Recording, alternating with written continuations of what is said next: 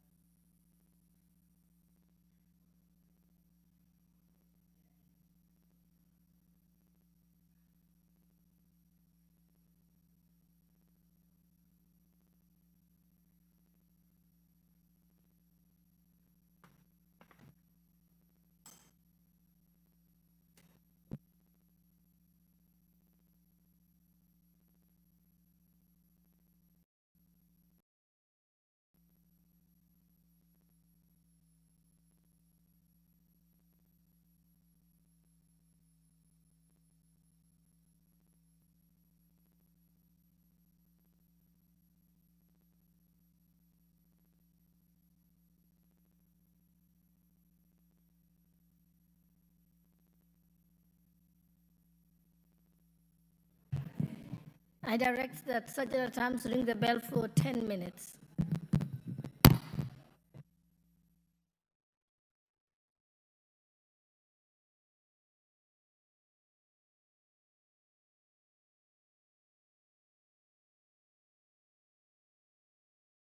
The quorum bell is currently on at the National Assembly this morning. This is pursuant to the directive by the Speaker, who has just ordered the Sergeant at Arms to ring the quorum bell, pursuant to Standing Orders of the House, Standing Orders number 34, on matters quorum, as at this particular juncture, the House is not properly curated, and as we await for that, a signal from the chamber that indeed the House has raised the numbers this morning. And remember, according to the standing orders of the National Assembly, at least 50 members ought to be in the House when the House is commencing business. So as we await for signals from the Sergeant at Arms this morning and the chamber in general from the Speaker that indeed the quorum has been achieved, allow me to keep taking you through the order paper this morning, where the House is set to consider a supplementary appropriations bill, National Assembly Bills number 32 of the year 2024. It is an order, a paper full of budget debate this morning. And away from the appropriations bill and the budget estimates for the year 2024-2025, the lawmakers this morning will be resuming debate on the statute law miscellaneous amendments bill, National Assembly Bills number 67 of the year 2022. The bill is currently at the second stage. The land laws amendments bill, National Assembly Bills number 2, number 76 of the year 2023. This is land laws amendment number 2. National Assembly Bills number 76 of the year 2022 is another bill that lawmakers will be debating this morning in regards to various amendments proposed to the land laws number 2.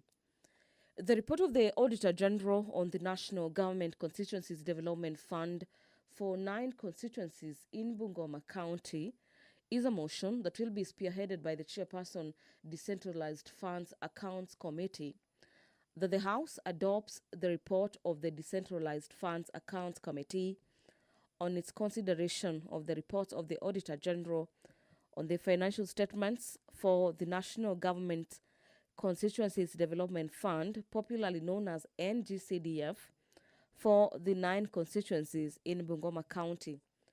This is for the financial years 2013-2014, 2014-2015, and 2015-2016. The committee laid its report on the table of the House on the 7th of March this year.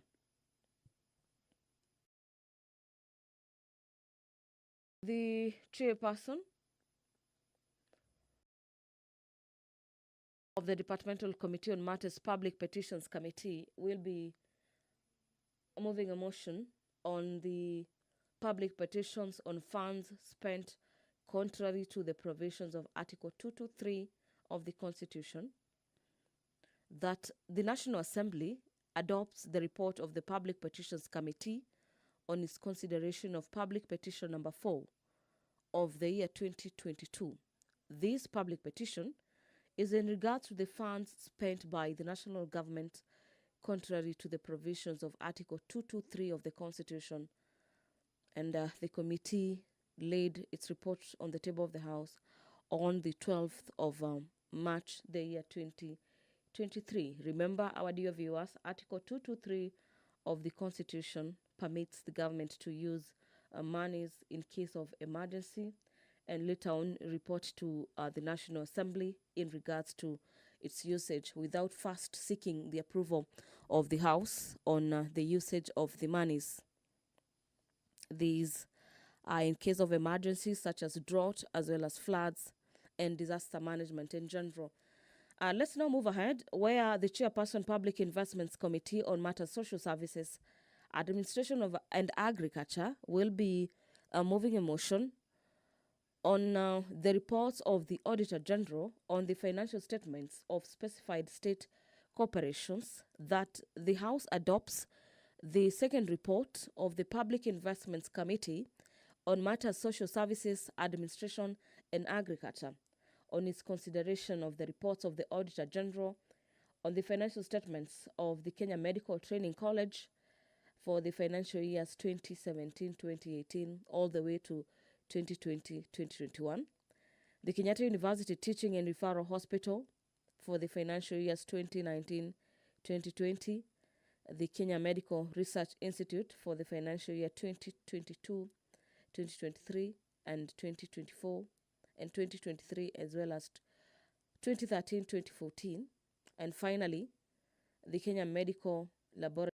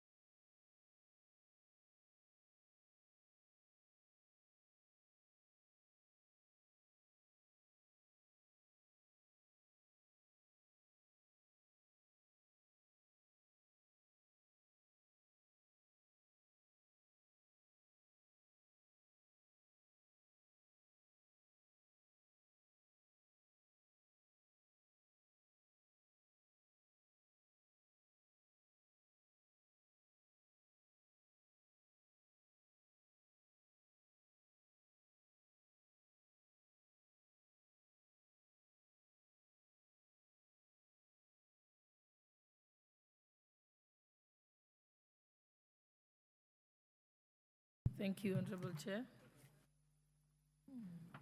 Order number 6, notices of motion.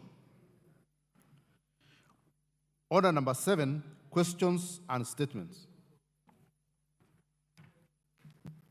Okay, I think we have a personal statement from Honorable Emmanuel Wangwe, member for Navakolo.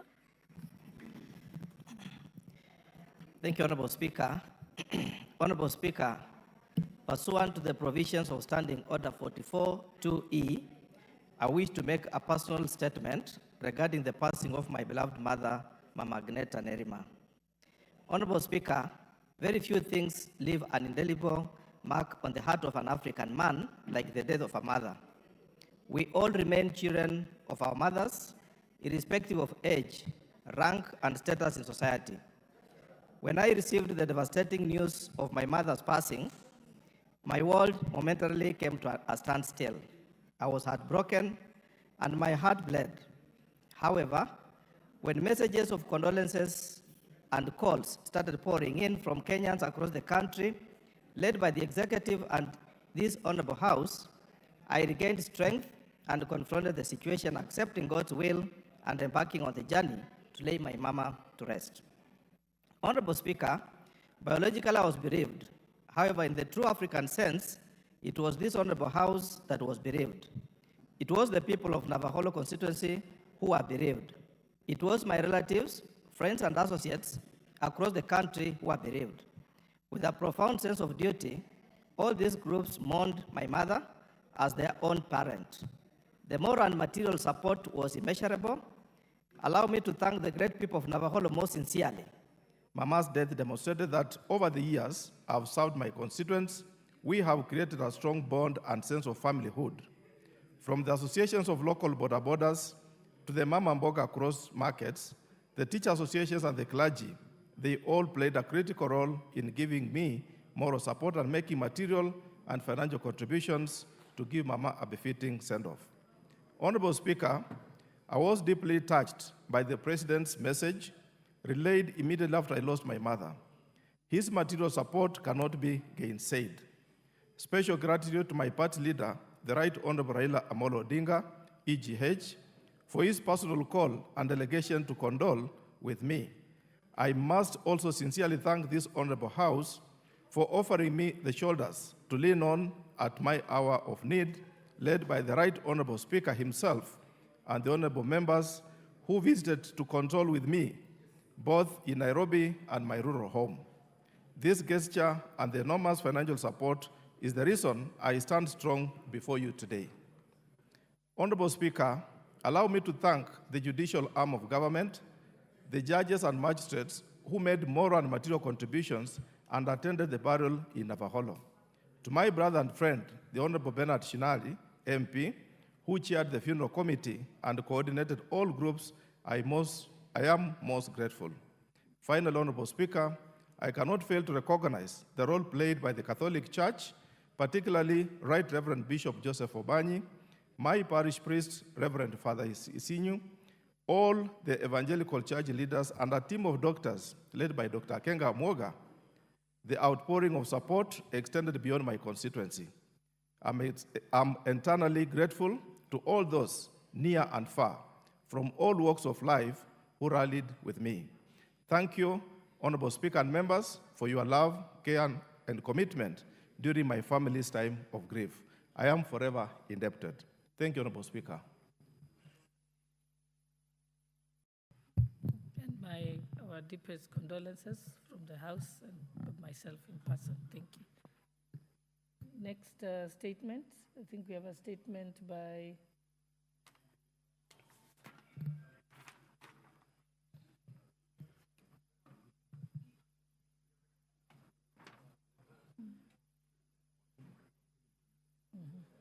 Honorable Edward Muri, member for Gatanga. Thank you, Madam Speaker.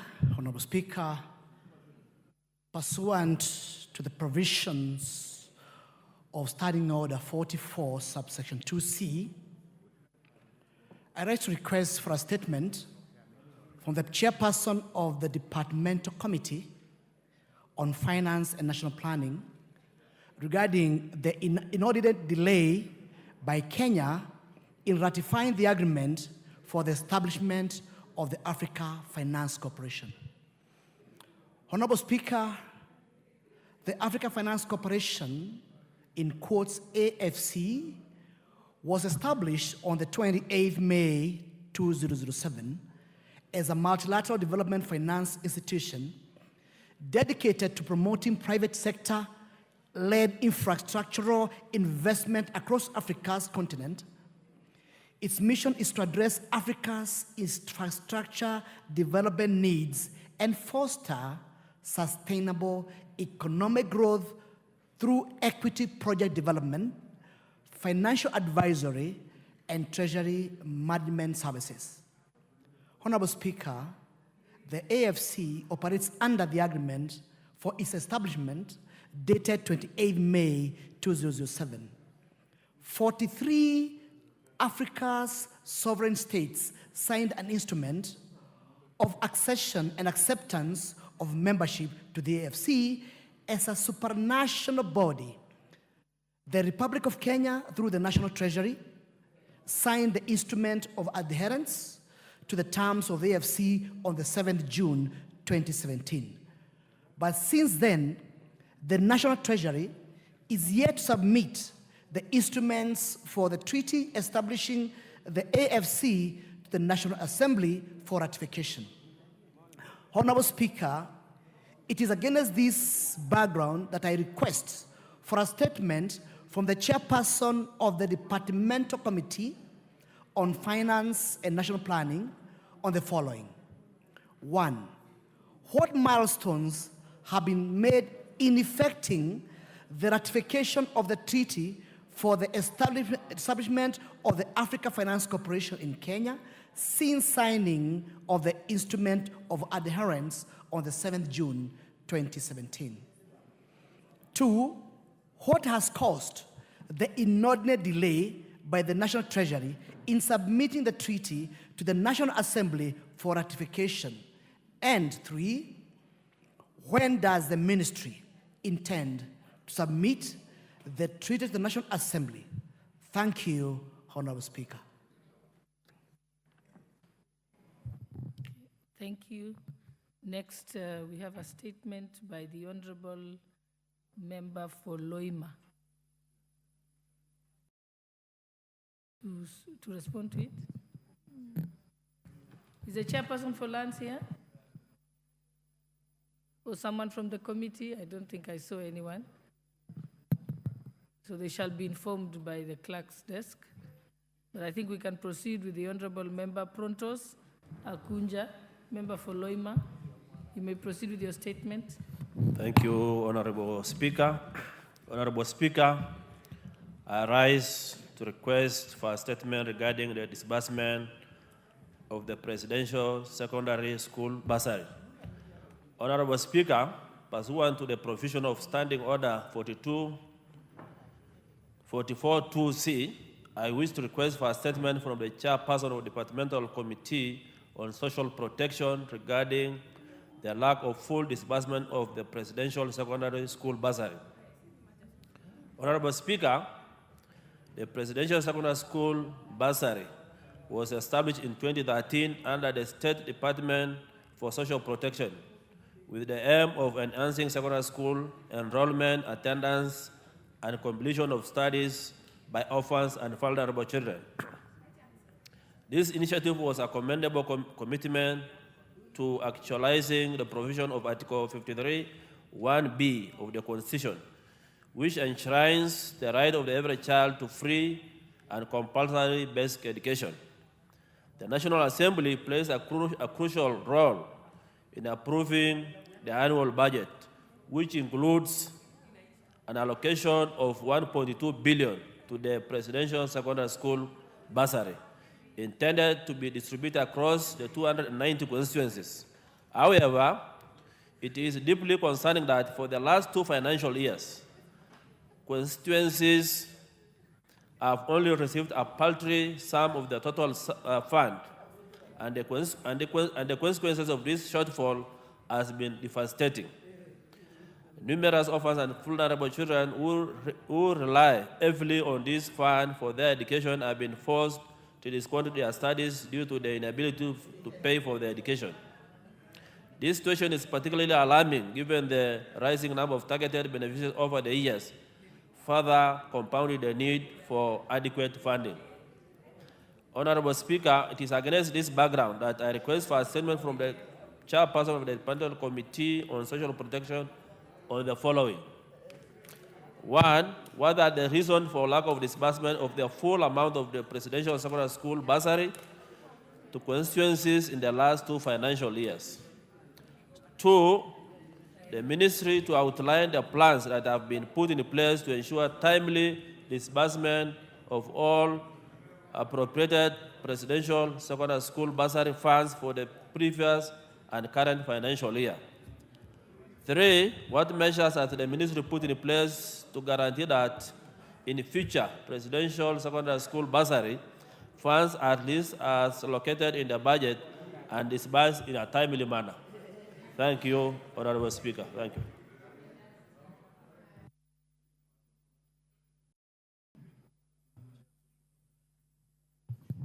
Is the chairperson for social protection here? Or any member of the committee? Yes, you may proceed. Please give her the mic.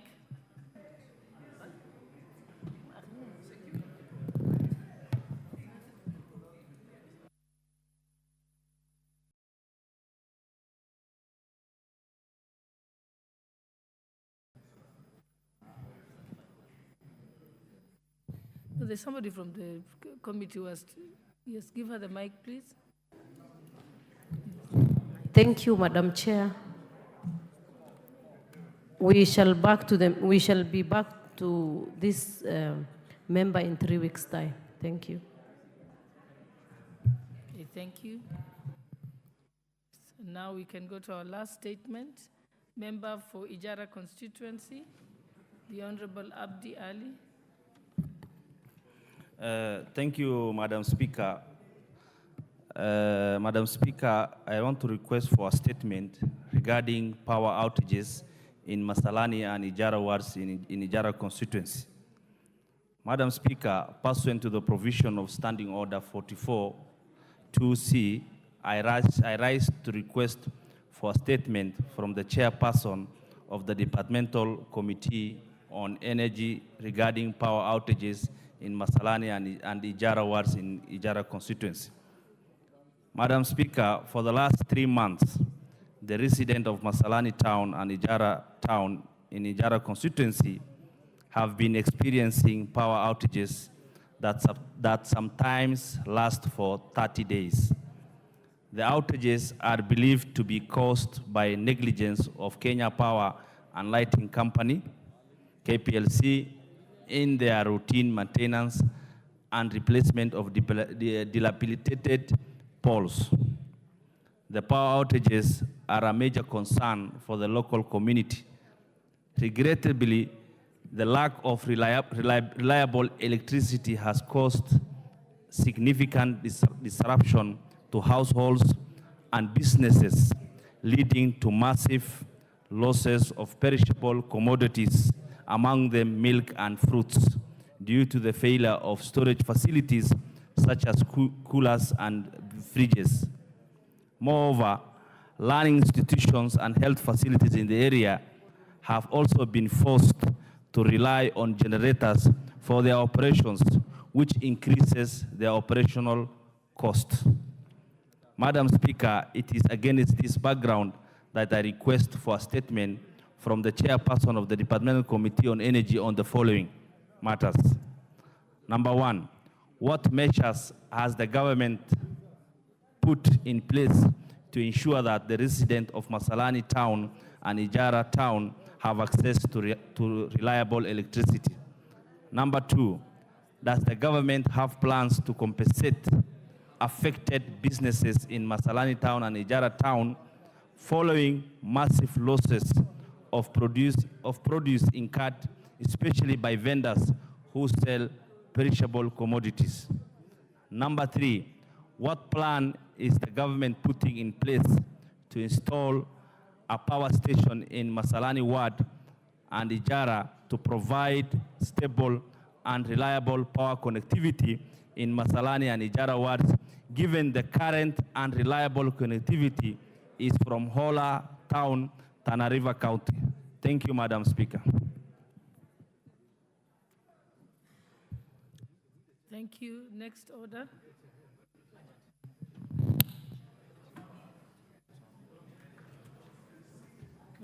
As we wait for the next order, let me take this opportunity to recognize the presence of Bavuni Secondary School from Bahati constituency in Nakuru, who are seated in the public gallery. And on my own behalf and that of the entire National Assembly, we welcome the students to the National Assembly. Thank you.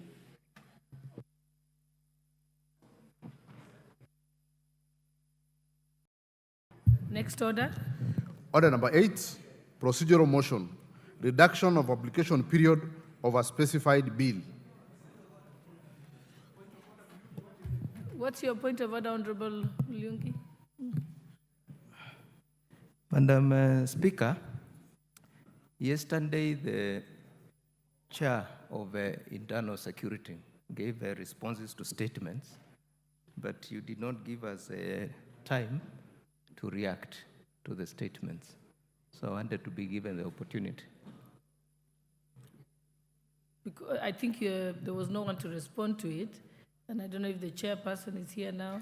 He has just walked back to the back office. Okay, but you just raise what you wanted to raise, proceed on it. Yeah, I remember Madam I said I'd indulge you.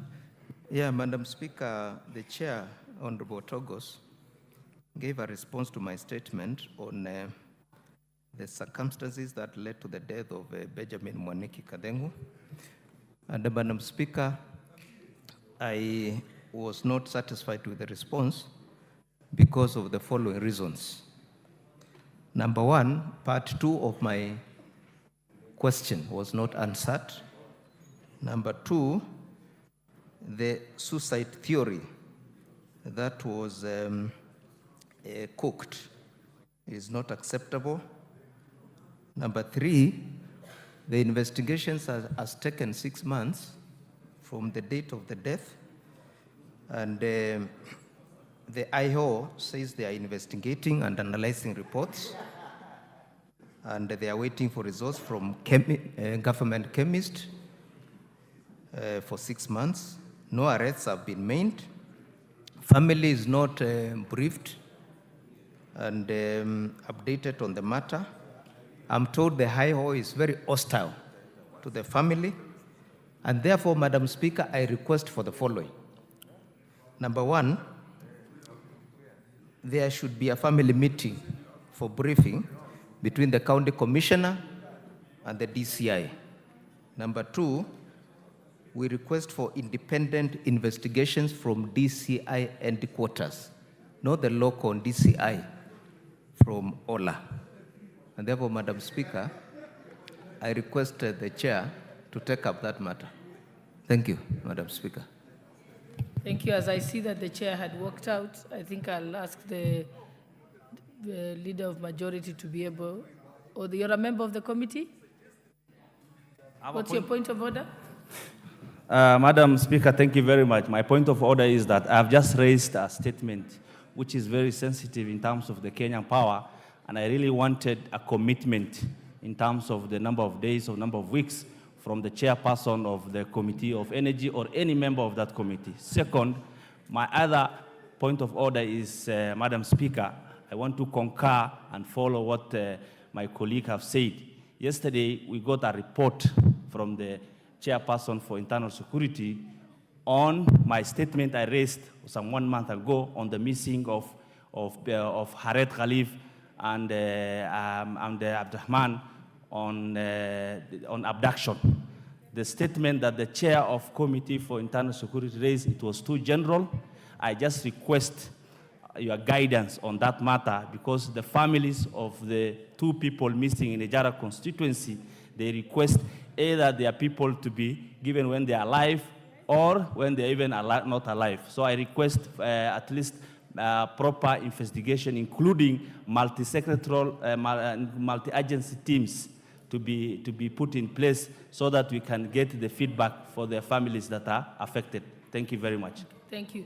As the chairperson of Internal Security is not here, but I think Majority Leader will ensure through the whip that that matter is raised, is taken to that committee, and also the Hansard records of what the members have raised, so that we will, at the next sitting, when he's present, we shall ask for a commitment from the chairperson of Internal Security. Thank you. What's your point of order, Honorable Farah? Okay.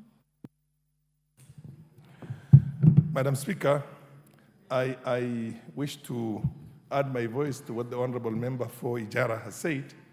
One of the biggest landmark, earth-shaking commitment we got from this government and our President, William Ruto, was that there's not going to be any more enforced disappearances, which was the hallmark of the previous government. Can we have the government, through, of course, the chair and everybody here, there are many people who are missing now, who have just been plugged out of the midst of their own homes, and we don't know where they are. We have no problem with the investigations. They could be criminals, they could not be criminals. But the reality of the matter is that we want them to be taken to court. The courts are very lenient. If you need more time for investigation, they'll give you 2 weeks, 1 month, even 2 months they can give you. And then we can know that our relatives, our family members are actually safe. Madam Speaker, there are in excess of 5 people right now in Garissa alone that cannot be accounted for in the last couple of months. And the families are pestering us on a daily basis and telling us where are our family members. So that is the seriousness with which we want the government, as well as the parliament and the committee, the relevant committees, to take this matter. Thank you. Thank you. Okay, let's proceed with the order. There's a procedural motion by the Chairperson Appropriations Committee. Thank you very much. Back to order number 8. Thank you very much, Honorable Speaker. Honorable Speaker, I wish to move that pursuant to the provisions of Standing Order 120, that this House resolves to reduce the publication period of the Supplementary Appropriation Bill, National Assembly Bill number 32 of 2024, from 7 days to 1 day, Honorable Speaker. The justification for this, Honorable Speaker, is that, as members are aware, we are burning midnight oil to complete the processes ahead of us. Yesterday, members left here almost at midnight because we are trying to do justice to our country insofar as processing the supplementary estimates, the budget estimates for 24-25, the division of revenue bill, and all those associated motions, Honorable Speaker. And for that reason, as members are aware, during a period when we have a budget cycle like now, actually what happens is that IFMIS technically does not work, because we could end up affecting changes, which then the IFMIS is also releasing funds on the other side. And for that reason, we need the country to operate properly, the Treasury to operate properly, and the more the reason to hasten the conclusion of the supplementary estimates so that IFMIS can start working normally, and so that the monies that we are appropriating in the supplementary can come out, and especially also so that we can be able to fast-track exchequer releases for critical areas like NGCDF and the others, Honorable Speaker. And I request Honorable Osoro, who is our very able whip, to second this motion. Thank you very much, Honorable Speaker. Honorable Speaker, as I said yesterday, we have a limited time in this session, that we'll have sittings only this month, and early next month we'll again go for a short recess. And that then means that we've got to sacrifice in everything, including condensing what we consider vital so that we can be able to finish everything in time. And that is why this publication of the supplementary appropriation bill should be reduced at least from 7 to 1 day, so that again we can be able to dispense of the main budget for this financial year, Honorable Speaker. So for that reason, I beg to second. Thank you, Honorable Speaker.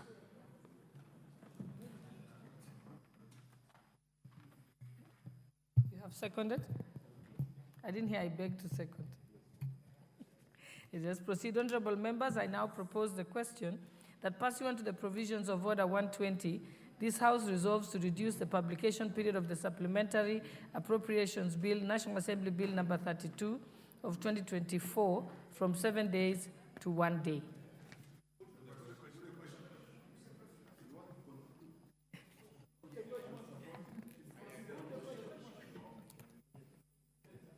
I think I can allow one contribution from Honorable Nyikal before.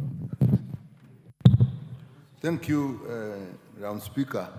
I think the process we have is understood that we may have to move things faster, and therefore, to that extent, I support the change, the fast tracking of this.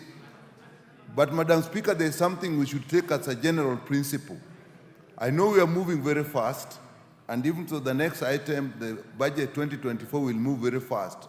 But I think it's an important principle that actually members get to know the document. This document has actually just arrived. I know it is exactly the same as the one we discussed yesterday, but you know that sometimes what you discussed yesterday may not be exactly the same. So I think in future, we need to actually give more time so that members can at least peruse. If something was changed from yesterday, how do we know?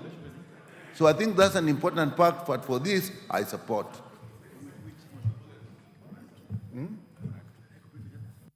Thank you. Honorable members, I now put the question that pursuant to the provisions of Standing Order 120, this House resolves to reduce the publication period of the Supplementary Appropriations Bill, National Assembly Bill number 32 of 2024, from 7 days to 1 day.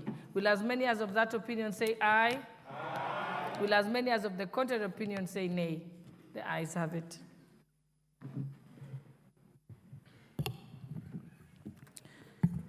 Order number 9, the Supplementary Appropriation Bill, National Assembly Bill number 32 of 2024, first reading. A bill for an act of parliament to authorize the issue of certain sums of money out of the consolidated fund and their application towards the service of the year ending on the 30th June 2024, and to appropriate those sums for certain public services and purposes. Order number 10, the Supplementary Appropriation Bill, National Assembly Bill number 32 of 2024, second reading.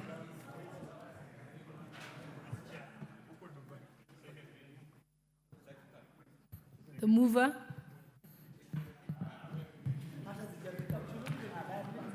Thank you very much, Honorable Speaker.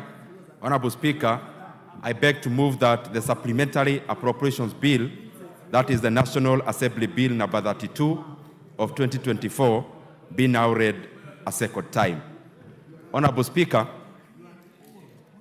the bill before us is, as Honorable Nyikal has put it, is exactly what we were debating yesterday, Honorable Speaker, and I do not need to belabor the point. The point is that, Honorable Speaker, that we are now having a supplementary tool. Generally speaking, it is for tidying up the government financials, and especially giving cognizance to the fact that we are crossing the year in June in a few days' time, and a lot has changed, and especially around interest rates, Honorable Speaker, and therefore we had to revise our CFS to reflect the current dynamics in the interest rates market and also in the exchange rate market, Honorable Speaker. And for that reason, we will be moving to the Committee of the Whole House, Honorable Speaker, so that members can get a chance to contribute even to the specifics, Honorable Speaker. And therefore, I do not wish to belabor the point. All the points that we gave yesterday stands, that the appropriations that we are doing today is adding Kenya shillings 4 billion to fertilizer.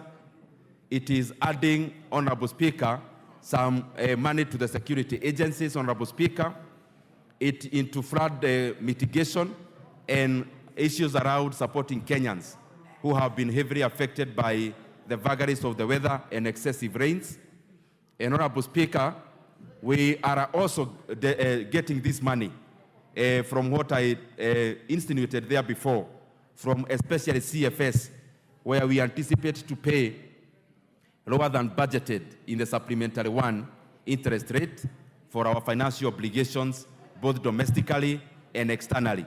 And therefore, Honorable Speaker, also, it is the same appropriations bill that will be giving authority so that the bodyguards and drivers for the members of this House also get their fair deal of arrears that have been pending from January. As members know, these are members with their own families. They have their lives, whereas other civil servants are facilitated. The bodyguards and drivers in this House, Honorable Speaker, have not been receiving their dues due to the constraints of money, Honorable Speaker. And in appropriating this supplementary to Honorable Speaker, will be giving authority that they get their fair dues that are from January to date, among many other things that I talked about. Honorable Speaker, generally, this was just to put resources into where the Kenyans are, that is farmers. That is why there is fertilizer in the education sector, in the security sector, the core of any administration and government and state, Honorable Speaker.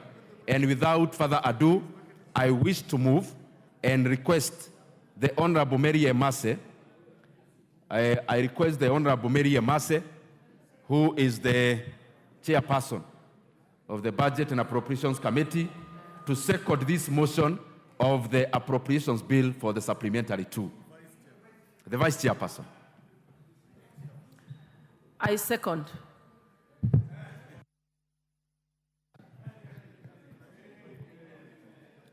Honorable members, I now propose the question that the Supplementary Appropriations Bill, National Assembly Bill number 32 of 2024, be read a second time.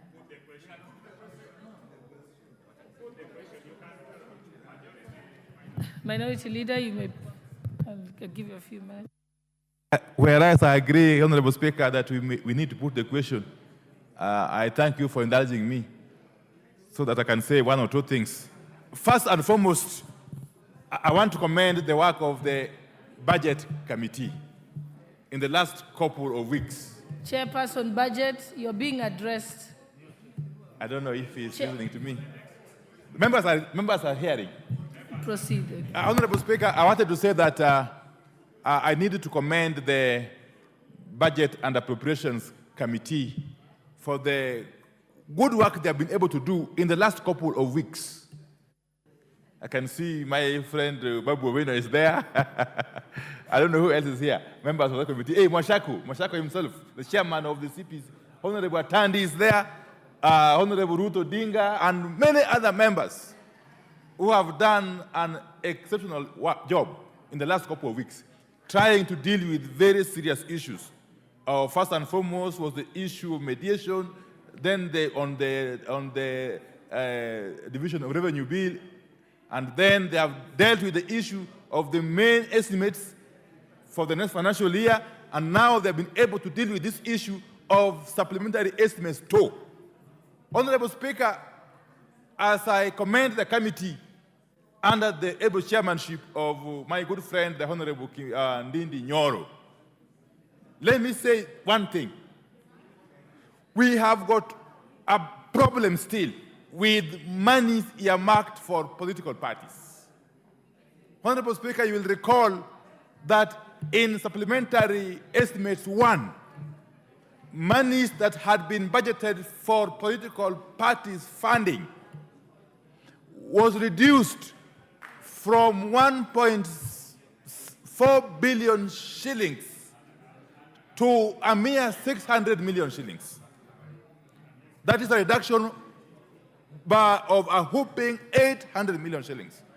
The committee has attempted to remedy the anomaly by reinserting back some money, a paltry 200 million shillings, the committee of the budget. And I'm saying this because I'm aware that the parent committee of JLAC had not done justice to the political parties funding.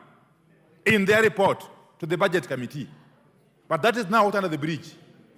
The Committee on Budget and Appropriations has made some positive steps by bringing back some money. But that is not enough, especially bearing in mind that none other than a court of law gave orders that reduction in supplementary estimate 1 was unconstitutional, Honorable Speaker. Honorable Speaker, I don't want to see a situation whereby this House continues to be bombarded with court orders on issues which are straightforward, Honorable Speaker. The Political Parties Fund is a fund which is ring-fenced under the law. Under the law, Honorable Speaker.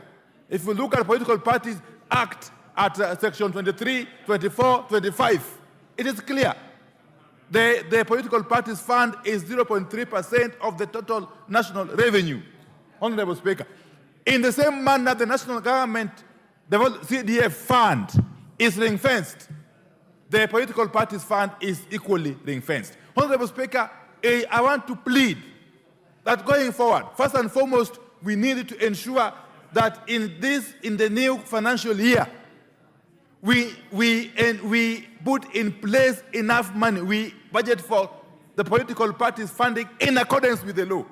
But having done so, once we do so, let us resist the temptation to reduce that money in the subsequent supplementary estimates, because it will be contrary to the law, Honorable Speaker. Political parties are the foundation of our multi-party democracy. Political parties, functioning political parties are the basis of our multi-party democracy under the Constitution. And we must work extremely hard and ensure as a House that we are not part of the forces that are being seen as negating the spirit of multi-party democracy, which is enshrined in the Constitution. I hope and pray as I conclude that in the monies that have not been reinstated for the political parties funding are going to find their way in the main budget for the financial year 2024-2025. It is incumbent upon all of us to do so. Honorable Speaker, you know, sometimes people can argue, but let me tell you, the day you will kill political parties, and I can see Honorable David Ochieng, who is one of the political party leaders, is looking at me. Yes, Honorable Ochieng, you agree with me that political parties are critical institutions of governance, and they are institutions that we must strive to strengthen as a House. As a House, I want to, and you know, I am a proud member of the ODM party, Honorable Speaker. Not only a member, but a ranking member of the ODM party. And I am hoping that all of us who belong to various political parties will see the sense in ensuring that we protect those parties. The only way to do so is first by funding them adequately. Let me conclude again as I reiterate. Honorable Meli, please allow Honorable Nindi to listen to me. Let me conclude by reiterating what I said earlier on, that the Budget and Appropriations Committee is working under very difficult circumstances, trying to balance budgets under very, very, very, very unfavorable fiscal environment. And I must commend them for the work that they have been doing. Let us continue to support this committee, which is what I would call the mother committee, you know, in this House.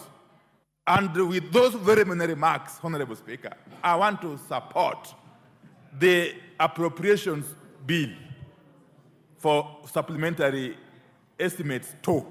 And I hope and trust that this is going to be the last time we are dealing with what is called supplementary 2. Going forward, let us do only one supplementary budget, if need be, Honorable Speaker. Thank you, and I support. Thank you, honorable members. I now put the question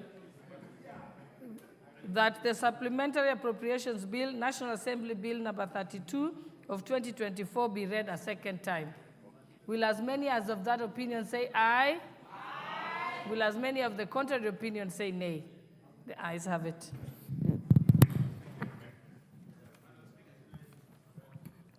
A bill. Point of order. A bill for an act of parliament to authorize the issue of certain sums of money out of the consolidated fund and the application towards the services of the year ending on the 30th June 2024, and to appropriate those sums for certain public services and purposes. Before we proceed, I can see there's a point of order for the Deputy Leader. Yes, Honorable Speaker, I want to thank you on this, and allow me, Honorable Speaker, to just say one thing, and thank the Honorable Leader of Minority for supporting the Appropriations Act. We want to thank you very, very sincerely on this, and that is the spirit of democracy, where you give and take. And you've raised a very important point. Political parties is the anchor of democracy in this country, and that anchor can never be destroyed. Because if we destroy political parties and the anchor for democracy in this country, then this country will have no direction. So I want to thank you. And it is very important, Honorable Speaker, that political parties must be funded, because without properly funding of political parties, we will not have strong political parties that we can anchor our democracy and move forward as a country.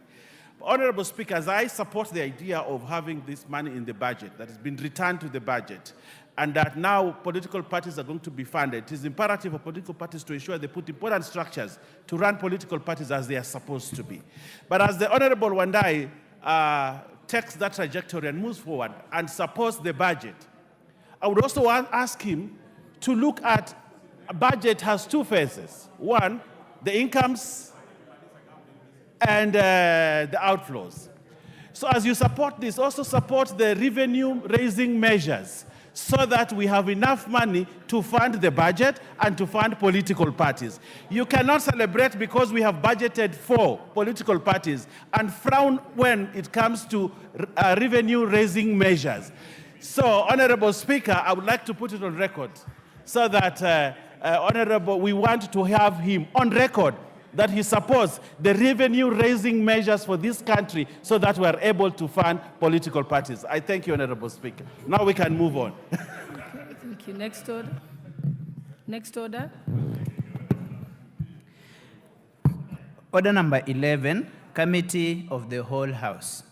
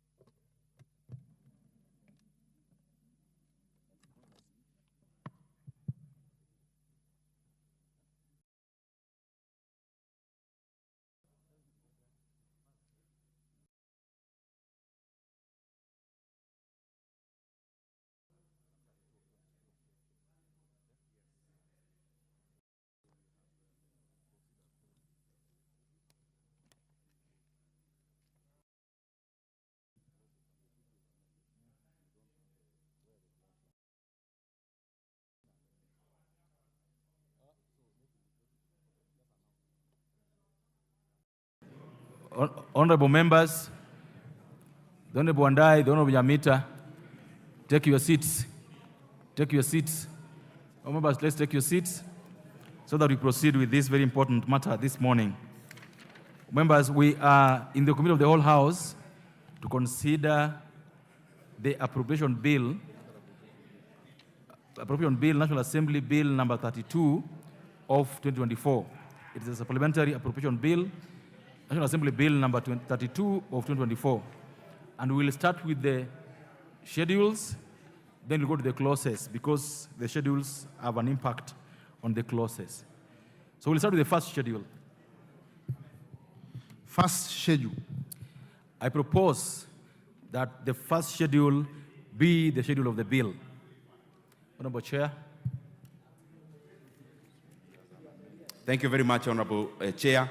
Honorable Chair, I wish to move that the first schedule be amended A in vote R1071 by deleting the figure 8,818,125,506 in column 3, supply, under the program 0717000, General Administration, Planning and Support Services, and substituting therefore the figure Kenya shillings 9,489,125,560.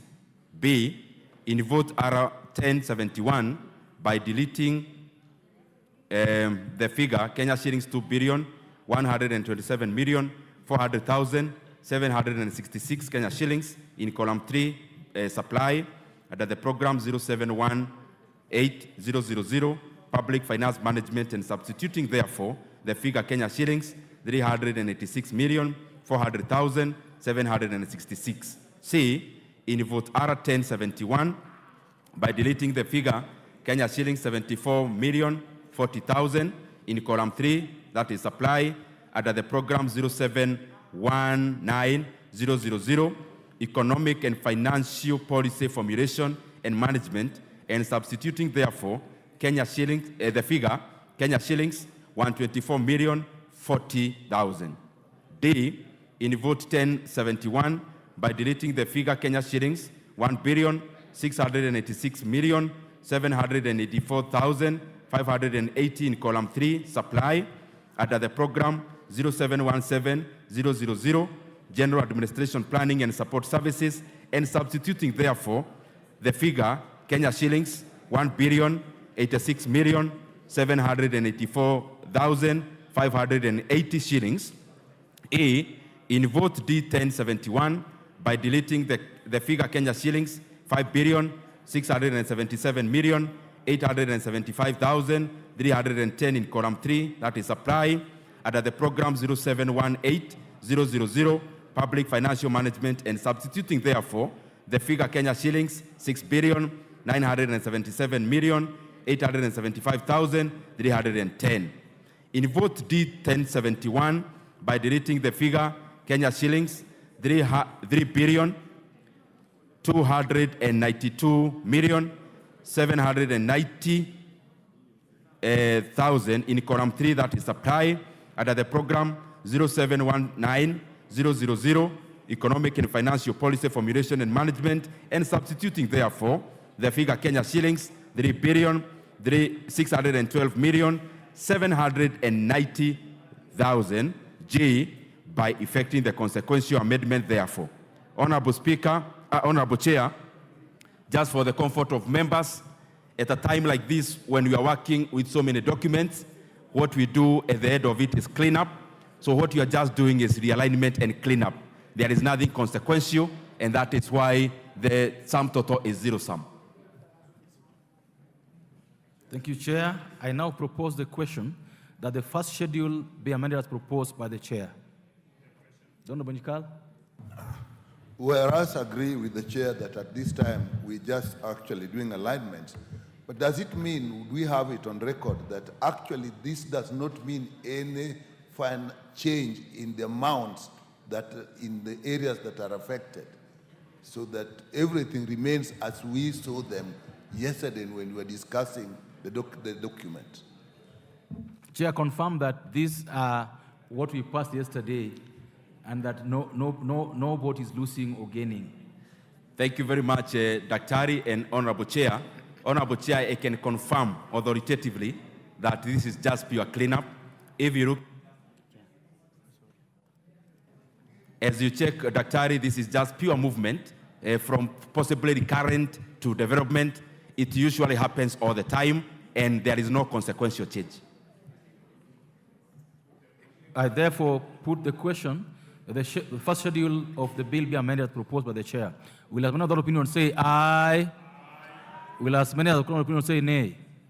The ayes have it. I now put the question. There is a further amendment by the leader majority, if he's in the House.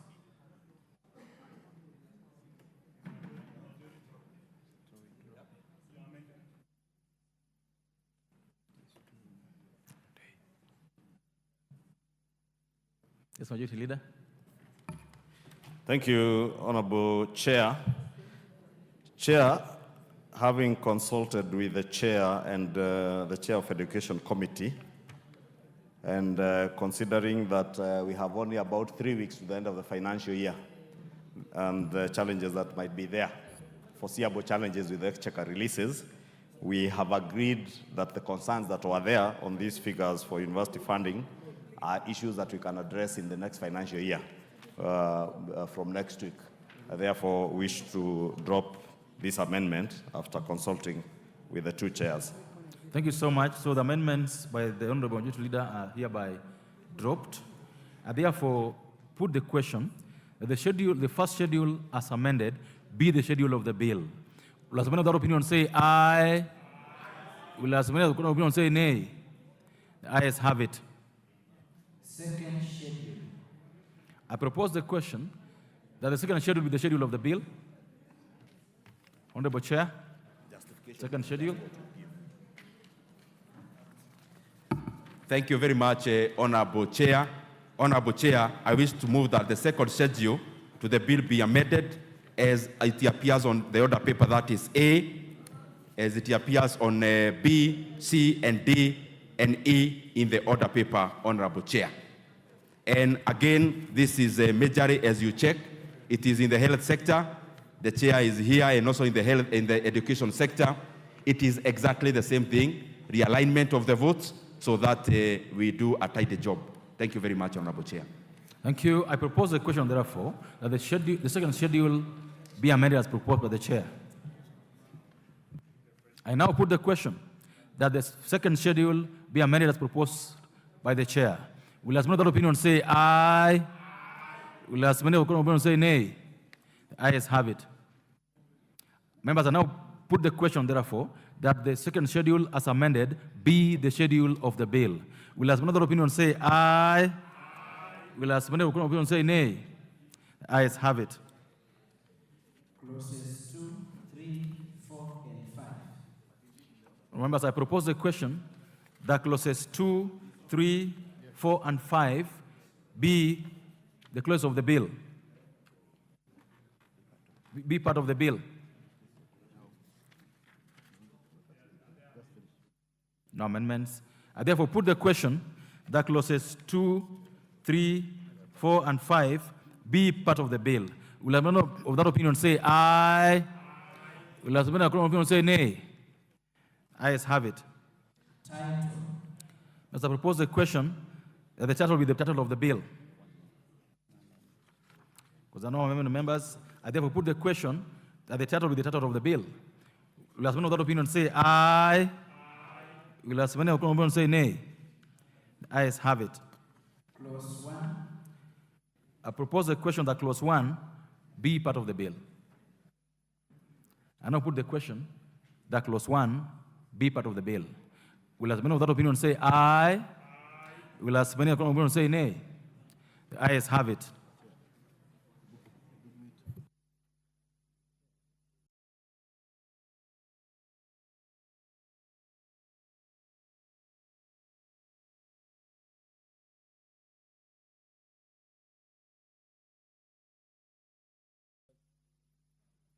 You recall that the Honorable Majority Leader Ignatius dropped an amendment a few minutes ago.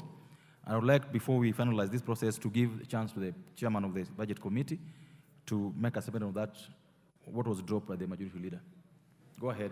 Thank you very much, Honorable Chair, and I want to thank my brother and our leader, Honorable Kimani Ichung'wah, because we have had a discussion. The same vote that he was very concerned that it was not funded has been funded adequately. That is in regards to the recently concluded ADB Bank Group Conference.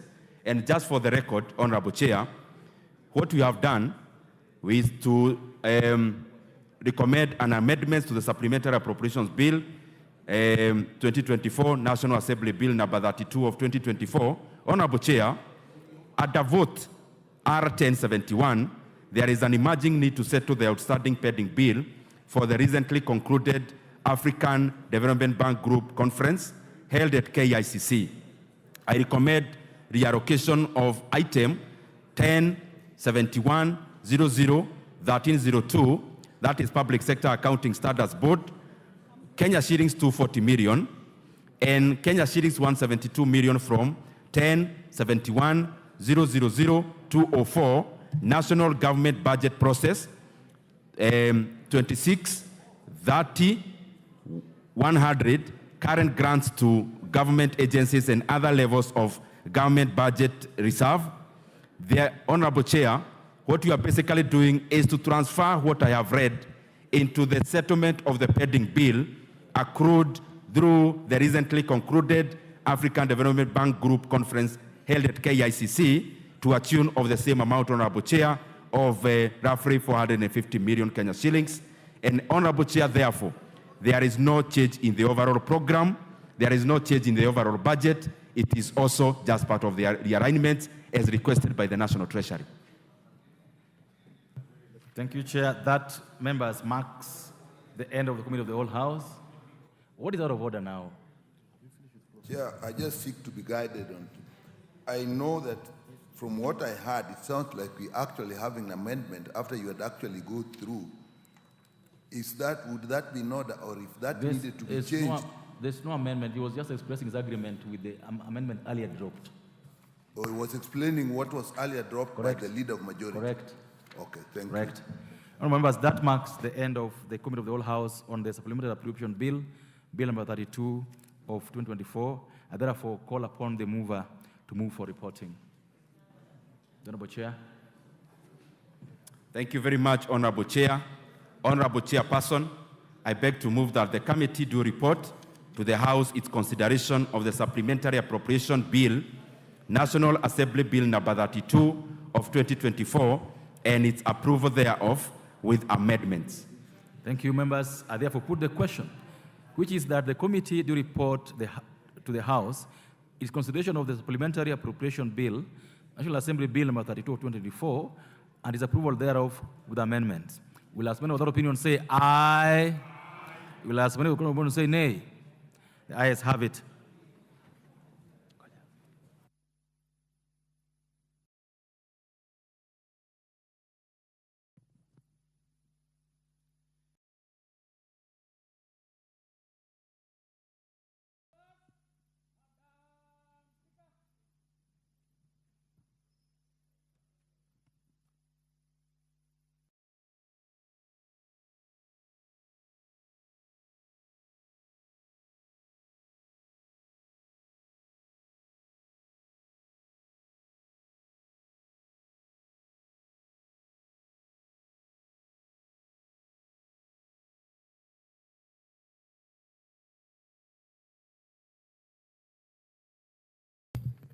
Chairperson, you may report.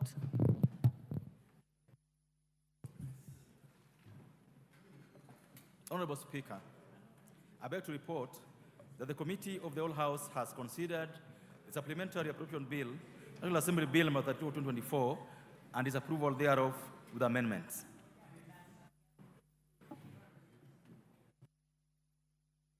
Mover. Thank you very much, Honorable Speaker. Honorable Speaker, I beg to move that the House do agree with the committee in the said report. I also request the member for Kikuyu and the leader of majority, the Honorable Kimani Ichung'wah, to second the motion for agreement with the report of the Committee of the Whole House. Thank you, Honorable Speaker. I beg to second and allow me, Honorable Speaker, to thank members for the devotion that they have shown. Despite this being a morning sitting on a Thursday, which is not usual, that members were here in time, and to also thank the members of the Budget and Appropriations Committee for their continued commitment in this work, as well as our very diligent staff from the Parliamentary Budget Office.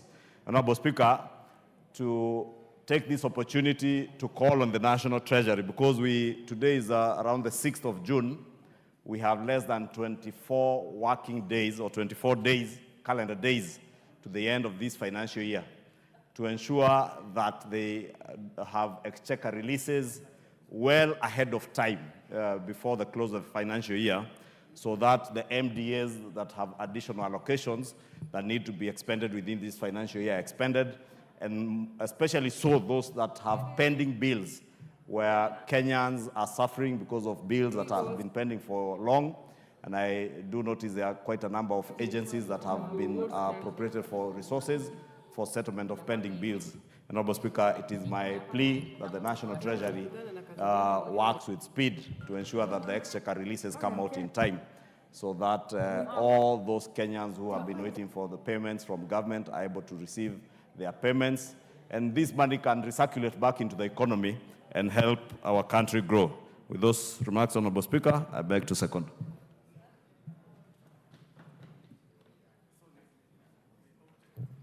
Honorable members, I propose the question that the House do agree with the committee in the said report. Honorable members, I now put the question that the House do agree with the committee in the said report. Will as many as of that opinion say aye? Aye. Will as many as of the contrary opinion say nay? The ayes have it. Mover to reply. Thank you very much, Honorable Speaker. Honorable Speaker, I beg to move that the Supplementary Appropriation Bill, National Assembly Bill number 34 of 2024, be now read at that time. And Honorable Speaker, I also want to thank every member of this House for being very supportive throughout the process. Their insights have enriched the entire budget-making process, and especially in regards to Supplementary 2. I also want to thank all the departmental chairs. They have done a tremendous job within a very short time, and the memberships also of all departmental committees. I want to thank them, Honorable Chair, Honorable Speaker. I also want to thank the members of the Budget and Appropriations Committee. They have been tirelessly working for the last 2.5 weeks, Honorable Chair. Some have actually never gone home because we have been working day and night to see this process complete. And when I see even Honorable Naisura, Honorable Chair, being bright today, I am wondering why, because she's supposed to be sleepy. She's been working throughout, and I wonder even when they get some rest. Honorable Chair, even our staff, I can see them here. Honorable Chair, starting from our clerk of the National Assembly, and also the Director of the Parliamentary Budget Office, Dr. Masinde. I can see Dan Kachumbo.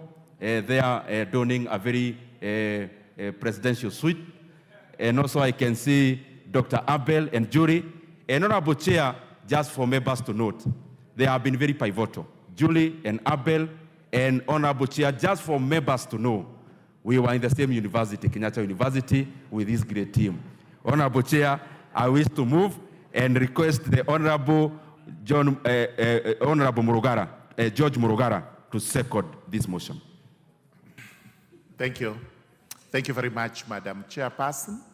Thank you very much, the Speaker of the National Assembly. Before I second, allow me to thank and commend the Chair of the Budget and Appropriations Committee, because he may not be able to thank himself for the incredible work he has done with the speed and dedication.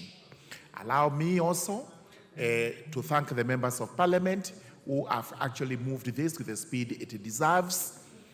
Let the government get their supplementary appropriations, and we as members of Parliament will retreat to this House to do our 3 cardinal duties, which are representation, oversight, and budgeting, so that as the government executes what we allocate to it, we are there to watch what is happening to public money that must be used prudently. With those remarks, I beg to second.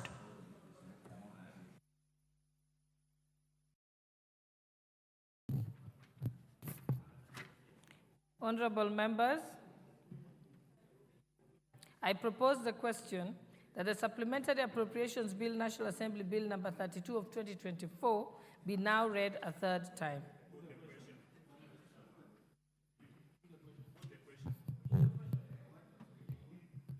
Honorable Mwasia, what do you want to say?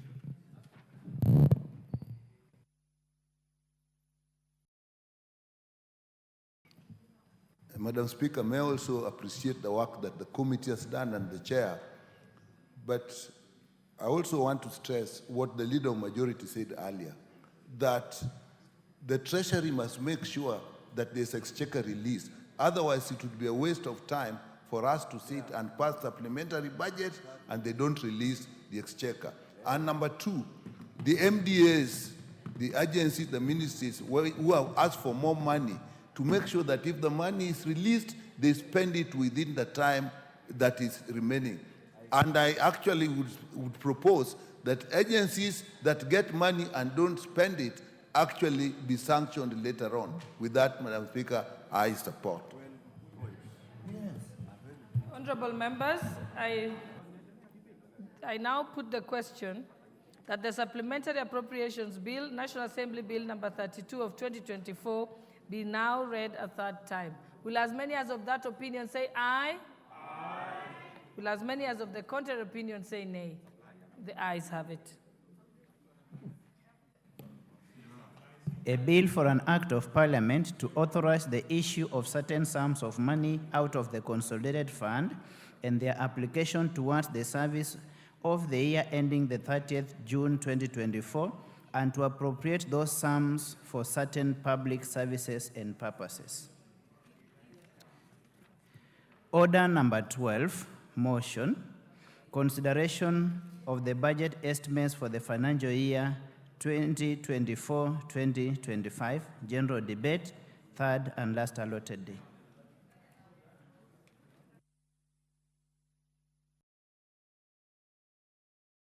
Those members, yes, what is your point of order, Honorable Pukose? Madam Speaker, most members had contributed this, and you remember we were here up to very late evening. May I ask that the mover be called upon to reply? Yes. Is that the mood of the House? Yes. Okay, mover may reply.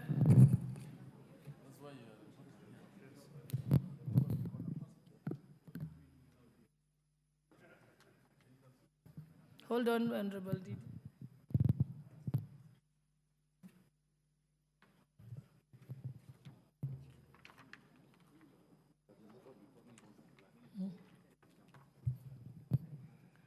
Honorable members, I now put the question that the mover be called to reply. Will as many as of that opinion say aye? Aye. Will as many as of the contrary opinion say nay?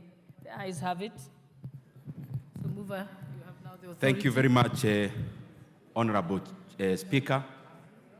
Honorable Speaker, as I said in the beginning when we were moving this motion, for the benefit of members who are not here yesterday afternoon, first of all, I want to state that the budget that we have passed, Honorable Speaker, in conclusion of the second reading, is Kenya shillings 4,000,000,006.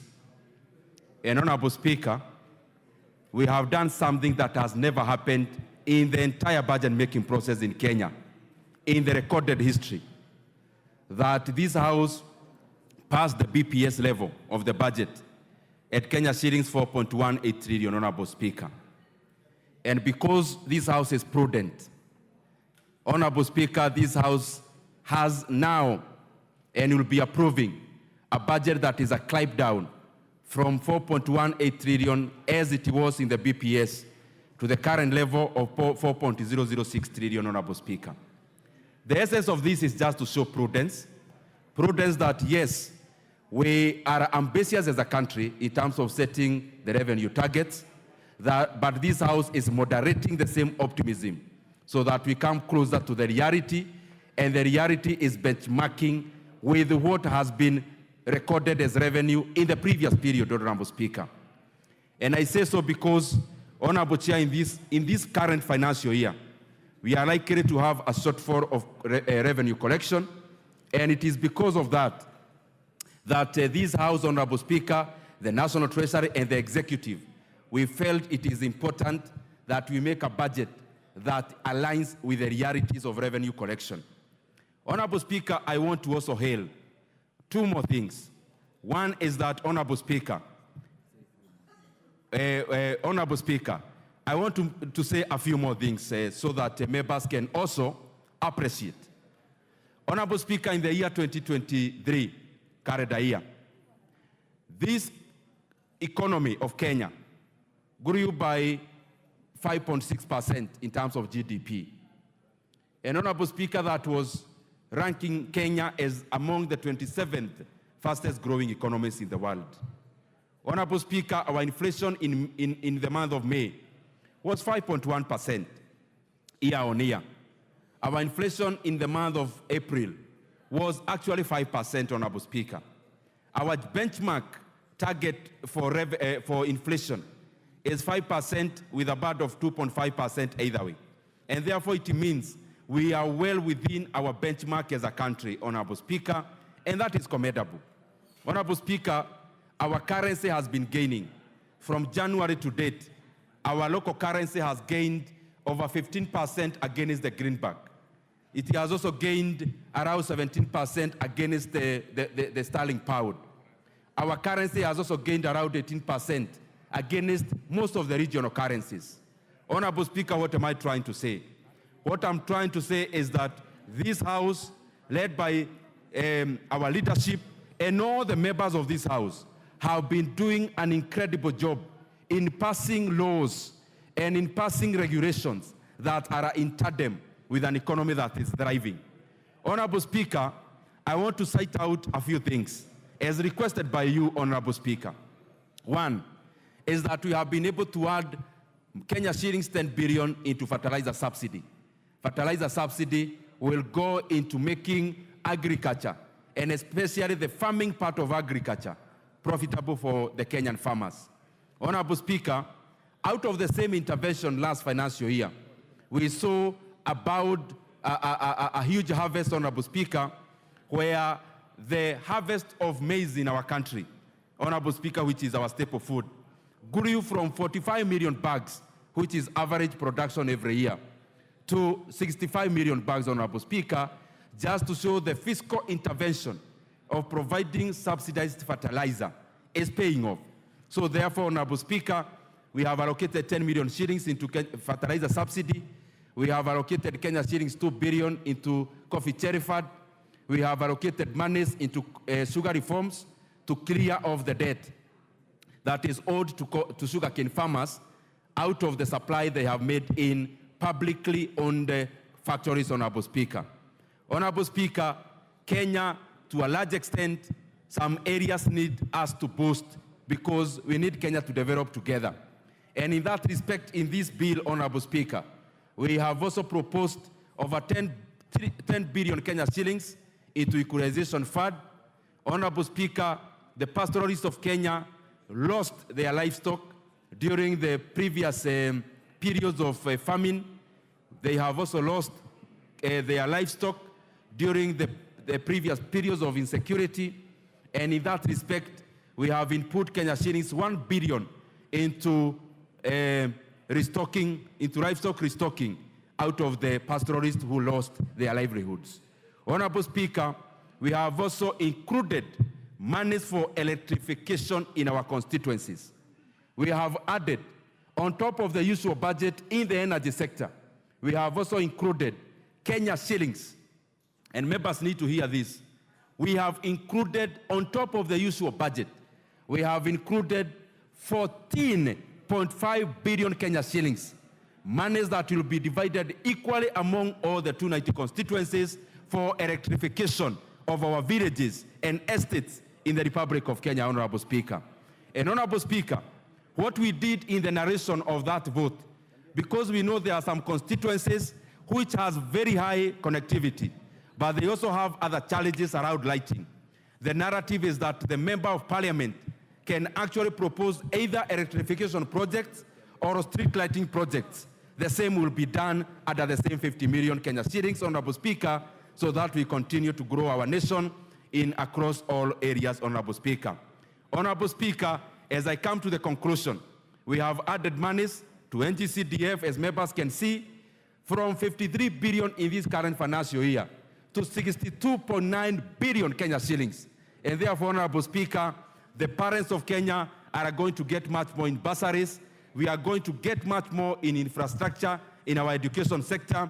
We are going to get much more boosted infrastructure in our security sector, which is the domain of NGCDF. We have also added fresh money that was not there before.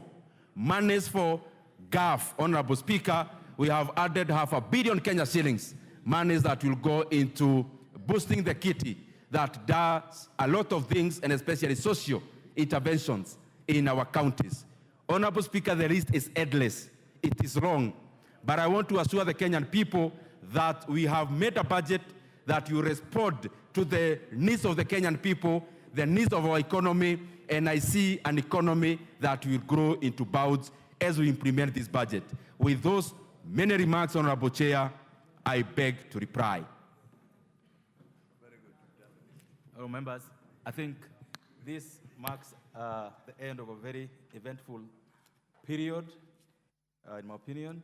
I therefore proceed to put the question that this House adopt the report of the Budget and Appropriations Committee on its consideration of the estimates of revenue and expenditure and the medium term for the financial year 2024-2025, laid on the table of the House on Wednesday, the 5th of June 2024, and pursuant to the provisions of Article 221 of the Constitution, Section 39 of the Public Finance Management Act 2012, and Standing Order number 239, 1, this House approves the issuance of the sum of Kenya shillings 2,392,832,508,617 from the Consolidated Fund to meet the expenditure during the year ending 30th June 2025 in respect of the votes contained in the first schedule, subject to paragraph 3, that is the Committee of Supply.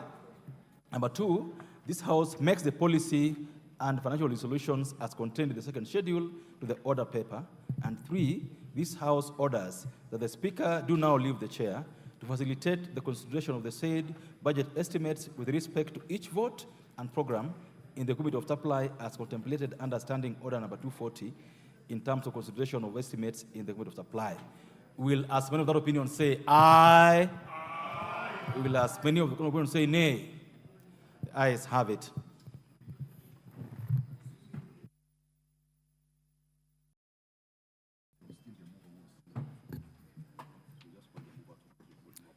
Next order. Order number 13, the Statute Law Miscellaneous Amendments Bill, National Assembly Bill number 67 of 2023, second reading, resumption of debate. Then, Obaya, you're actually still moving this particular bill. So go ahead. Thank you very much, Honorable Speaker. Honorable Speaker, I continue moving the Statute Law Miscellaneous Amendment Bill 2023, National Assembly Bill number 67 of 2023. Honorable Speaker, as you may be aware, in keeping with the practice of making various amendments that do not merit the publication of separate bills and consolidating them into one bill, that is why we have this Statute Law Miscellaneous Amendment Bill 2023. Honorable Speaker, in this bill, if I may just recap, Honorable Speaker, we talked about the Children's Act, which is part of the amendments. We are also amending the Copyright Act, which we already talked about. We also have in it the Scrap Metal Act of 2015, and we are also amending the National Employment Authority Act of 2016, and Honorable Speaker, the Fisheries Management Development Act of number 35 of 2016. Honorable Speaker, now I'd like to move on and continue.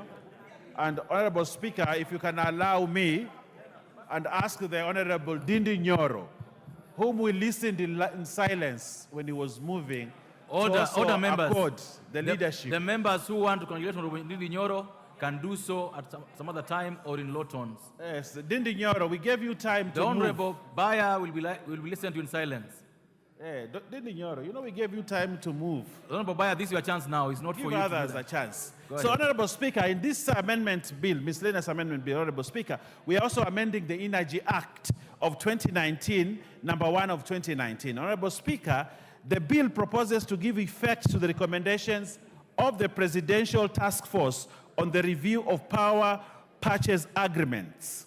You remember in this House, the Honorable Women Rep for Laikipia tabled a motion to request that there be changes in the power purchase agreements, the PPAs, Honorable Speaker. And this bill, therefore, has such in response to the request. One, addressing the overlap in functions between the Energy Petroleum Regulatory Authority and the Ministry of Energy. Secondly, to include Kenya Power and Lighting Company in the membership of the Rural Electrification and Renewable Energy Corporation established under the Act. Three, and very significant, winding up the Nuclear Power and Energy Agency, NUPEA, and transferring all its functions to the ministry. Honorable Speaker, this is a very significant move by government to ensure that NUPEA now does not exist anymore, that NUPEA now moves to be just a department within the Ministry of Energy. And that's a significant thing that is happening, given that NUPEA has actually caused a lot of issues and problems in my constituency. I'm happy that now it becomes only a small department in the ministry. Four, subject the making of regulations to the attainment by the grid of the quality and reliability of supply and services prescribed by the Energy and Petroleum Regulatory Authority to allow for the compensation of consumers for power outage. This is very important, Honorable Speaker. Significantly, that we'll have now regulations to allow for compensation of consumers for power outages when the country achieves #1 grid reliability status, so that when there's an outage, there's compensation. Right now, when outage happens, nothing happens. But it is subject to the fact that when we achieve #1 grid reliability status. Honorable Speaker, we move again to the Public-Private Partnership Act of 2021. That is number 14 of 2021. The miscellaneous amendment bill, Honorable Speaker, amends this. The purpose for the amendment of this act, Honorable Speaker, is to correct typographical errors and cross-referencing errors contained in the bill and to align provisions with each other to ensure consistency, thus lending clarity to legislative interpretation. Honorable Speaker, I think we have had issues with this bill because in this bill there are several errors.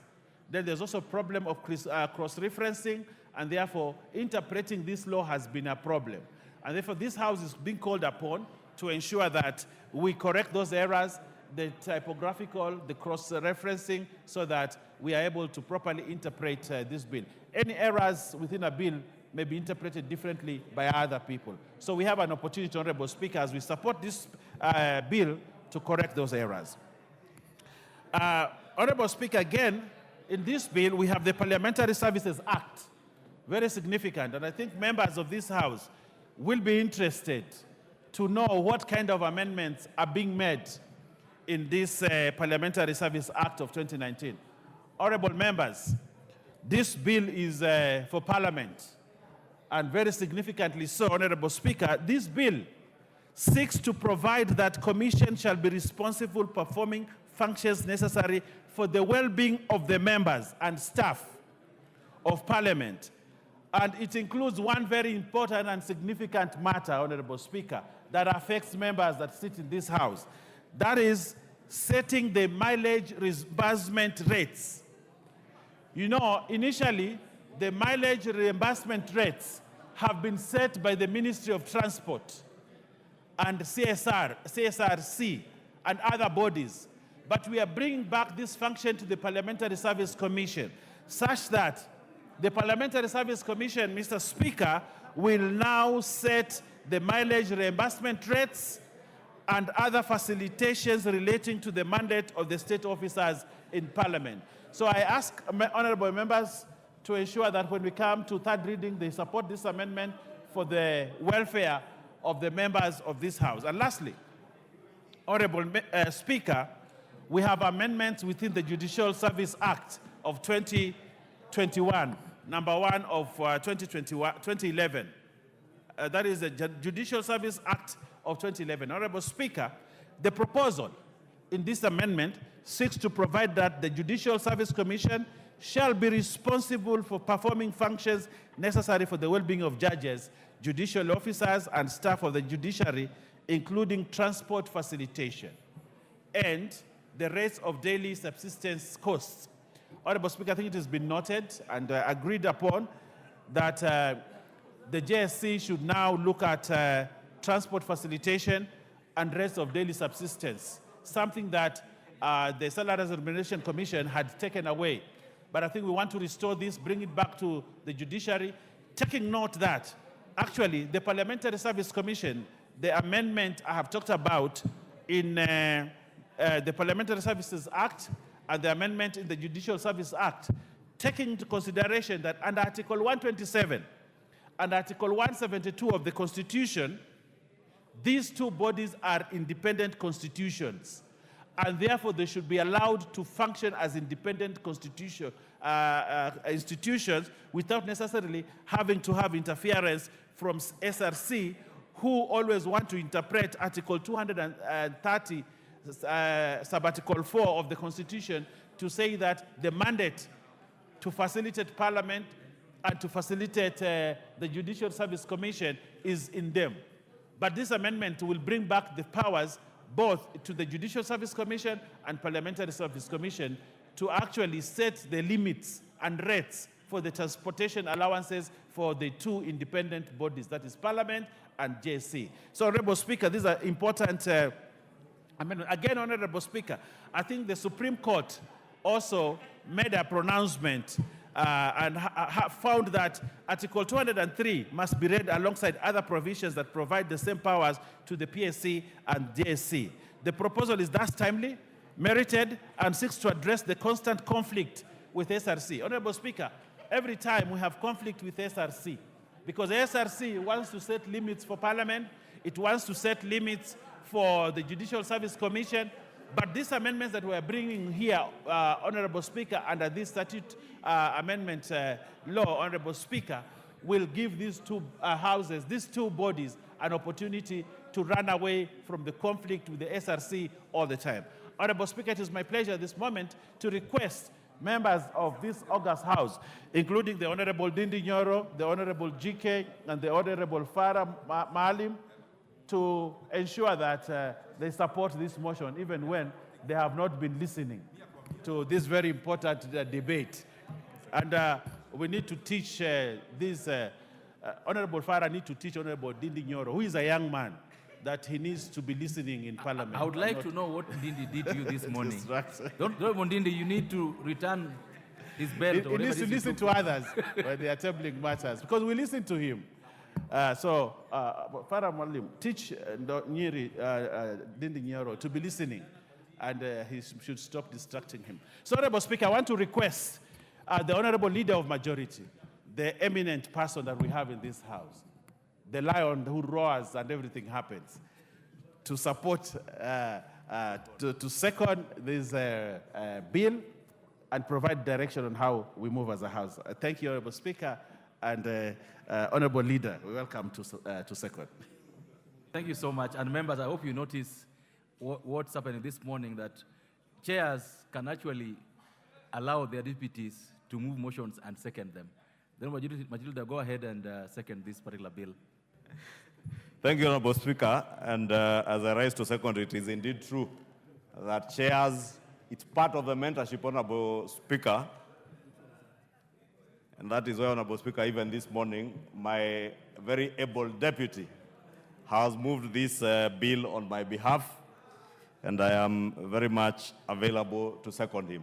And this should be the spirit even for our chairs of committees, not just their vice chairs, even the rank and file of the committee membership.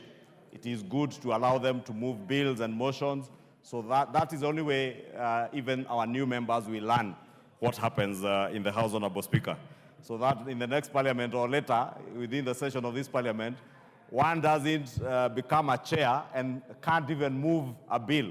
And you have seen it, Honorable Speaker, chairs of committees standing up and they do not have no idea on how to move a bill, how to move a motion. These are your chairs. These are your chairs, so do the needful. It probably also speaks volumes, Honorable Speaker, to the kind of induction that we do. And maybe the chair of the Liaison Committee, our very able Deputy Speaker, should consider another round of induction of the chairs.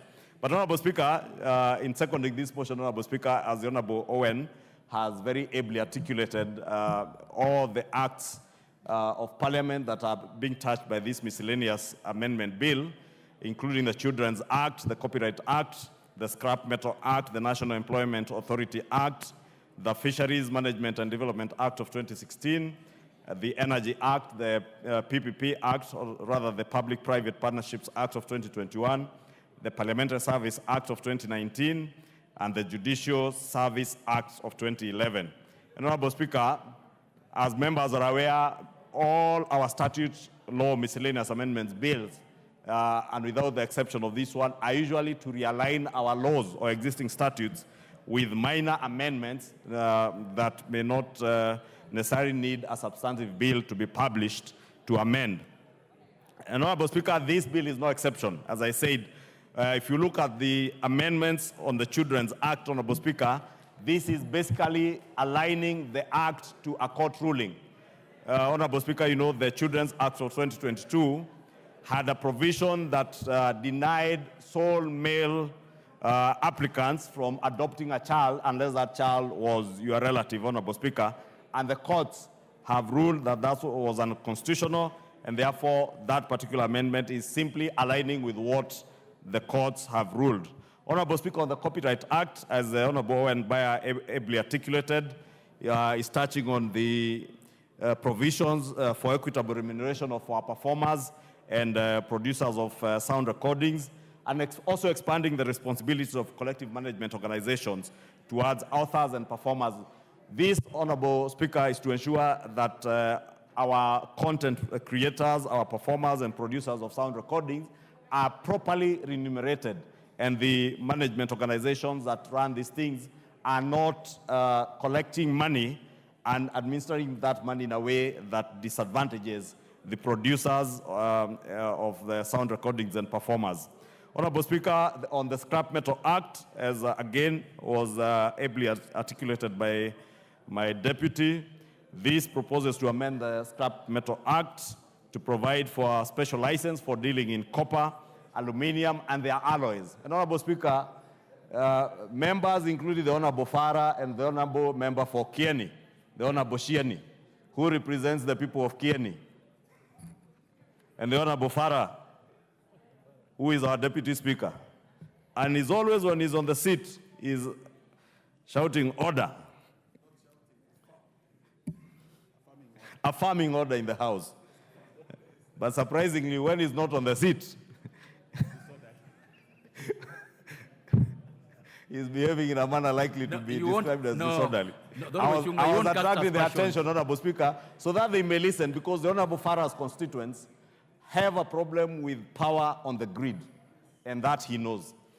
And part of the problems have emanated from people vandalizing transformers, vandalizing lines on the grid because they are looking for aluminium, others are looking for copper or copper and aluminium alloys. And therefore, we want to have a special license so that if you deal with copper and aluminium to stem the rising cases of vandalism of transformers and other state or public infrastructure, Honorable Speaker, you will see even aluminium guardrails on our roads that are there to secure us on the roads in case of accidents, Honorable Speaker. People vandalize these things and go and smelt for a song things that are public infrastructure, Honorable Speaker.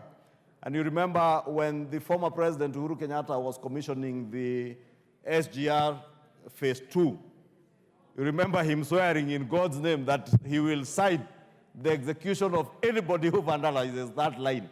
But you will be surprised, Honorable Speaker, parts of that line are still being vandalized, especially the rails, the guardrails along the corridor are being vandalized. Therefore, there must also be penalties. And now the amendments that we are doing here are enhancing penalties, so that if you are caught having vandalized any public infrastructure, Honorable Speaker, in the name of acquiring scrap metal, whether it is aluminium, whether it is copper, then you will pay very hefty fines and penalties that will deter vandalism and, of course, ensure that those who are trading in scrap metal are trading in scrap metal that is legally acquired, not vandalized from public infrastructure, like in our power sector, our road sector, and other public utilities, Honorable Speaker. Honorable Speaker, I don't want to go to each of the acts, because the Honorable Owen Bayer has very ably articulated all the amendments in all the other acts, and I thought I could just mention those as I second, and I beg to second, Honorable Speaker. I see the Honorable Owen is telling me to amplify the one on the Parliamentary Service Act of 2019. And Honorable Speaker, as he mentioned by passing, the proposal seeks to provide that the Commission, and that is the Parliamentary Service Commission, shall be responsible for performing functions necessary for the well-being of members and staff of Parliament, including settling of your mileage reimbursement rates and other facilitation relating to the management of state officers of Parliament. Honorable Speaker, I don't want to elaborate, but members know what this means. And if you know what this means, I have never in my life as a member of Parliament benefited from a shilling or even a coin in the name of what is called mileage. And even the member for Dagoretti North, the Honorable Beatrice Elach, from the time she was a nominated member of Parliament in Nairobi, and now that she represents a constituency in Nairobi. And you know, when you get a lady being elected in a constituency member, and especially in a volatile constituency like Dagoretti North, you must give respect to that kind of honorable member being elected in a constituency like that. And she will tell you she has never benefited from even a shilling in her time as a member of Parliament, despite the fact that she may have to do more trips to her constituency and back from Parliament. Within a day or within a week, she does more trips and covered more mileage than a member like our former Deputy Speaker, the Honorable Farah, who will probably go to his constituency once every weekend, travel for 300 kilometers to and fro, but that is the 30 kilometers the Honorable Beatrice will do 5 times probably in a day. It is possible for the member for Dagoretti North to be in her office at 7 a.m. At 8:30, she's in her constituency. 9:30, when the house is rising, she is here. At 11, she goes back to her constituency office, comes back to the house, and the same in the afternoon. And therefore, she also warrants to get some mileage. But we have never gotten, we have never had it to be an issue. But those who benefit, you will appreciate the work that the Parliamentary Service Commission does and why there is need now to align the Parliamentary Service Act with those functions of ensuring that they are taking care of your well-being as members, and also staff, our staff who are doing a very good job for us, so that all their welfare matters and well-being are catered for by the Parliamentary Service Commission and not any other body out there. And you know what I mean. And if you don't know, please know it is any other body out there. And I have not mentioned any other body. I have just said it is important that just like the Judicial Service Commission deals with judicial officers in the judiciary, this parliament is an independent arm of government, just like the judiciary is an independent arm of government. And therefore, we must not be treated any differently. If the Judicial Service Commission takes care of the well-being of the members of the judiciary and their staff, we also need to align our Parliamentary Service Act so that our own commission takes care of your well-being. And you need not have any apologies having a commission to take care of your well-being, even those who benefit from mileage. You benefit from mileage because of the distance you come from in your constituencies. And you know, somebody who is traveling from Tiati, like the women rep for Baringo County, when she moves from Tiati, close to 800 kilometers away from the CBD, I must appreciate what she has to go through as compared to me, who will move a mere 15 kilometers to Kikuyu and back. The farthest corner of my constituency, I think, is about 40 kilometers from here. The farthest corner where I border with Kajiado County and part of one tip of Narok County. But Honorable Speaker, you know, even as we engage in other debates, including the one man, one woman, one vote, we must be cognizant of the kind of country that we all live in and appreciate each other as Kenyans. It is God who placed us in our various destinations where we call home. And nothing makes the Honorable Farah or the Honorable Lesuda not come to live in Kikuyu. Today I represent a constituency just outside Nairobi, and because of the proximity to Nairobi, we are hosting Kenyans from all walks of life, from Garissa, from Mandera, some from Tiati, some from Western Kenya, some from the far north, as far as Marsabit County. And they are Kenyans who have every right to live in Kikuyu and in Kiambu. Honorable Speaker, I was telling somebody yesterday, in another 20 years or 10 years from today, I may not be a member of parliament for Kikuyu. I do not know who will be the member of parliament for Kikuyu. But any child who has grown up in Kikuyu and knows Kikuyu, irrespective of where they come from, can be elected as a member of parliament in Kikuyu. I will not be surprised, Honorable Speaker, if at one time the governor position in Kiambu goes to somebody who does not originally hail from Kiambu. That is the beauty for democracy, and that is the kind of country we want to build. Today, we have elected a president who many believed that there are communities that would never vote for a president from the Rift Valley.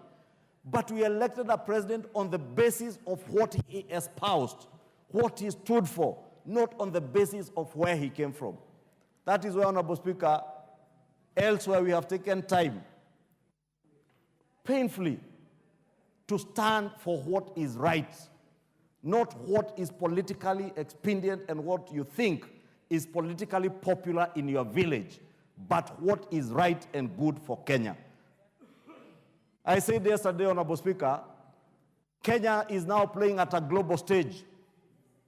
We are globalizing our country. We cannot afford to dwell on village matters now. We cannot villagize, if there is such a word as villagizing. If there is globalizing, please let us not villagize our country. We have a beautiful country. Yes. A beautiful country that we cannot afford to villagize. Yes. A beautiful country where our president has placed on a global stage. Yes. And it is that globalization that we should be focusing on, not villagizing a beautiful country like Kenya. And I want to plead with all of you as members of parliament, please, as you are told by the president on Madaraka Day, you are bestowed with a very dignified position as members of the National Assembly of Kenya. National Assembly, that's why you're called MNAs, members of the National Assembly. Not members of some village assemblies, not members of your county assemblies. You are members of the national assemblies to espouse that what is of national good and the greater public good in the nation of Kenya. Honorable Speaker, with those many remarks, because I can see I'm short of time, let me just close by saying that there is a famous saying, which I could quote, that says you can't build a kingdom with someone who still wants the attention from the village. We will not build our nation if we still want attention from our villages. Let us build a nation where we need and seek attention of the nation of Kenya, not the attention of your villagers. With that, I second. Thank you. So, the Honorable Chungwa, did I hear you say 1 man, 1 woman, or 1 man, 1 shilling? What did you say? 1 man, 1 woman? Not 1 shilling.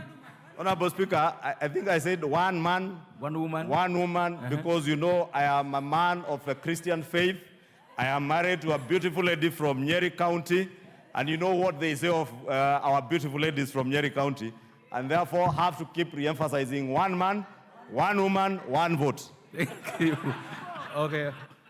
Honorable members, I want to propose the question that the statute law, Miscellaneous Amendment Bill number 67 of the National Assembly of 2023, be now read a second time.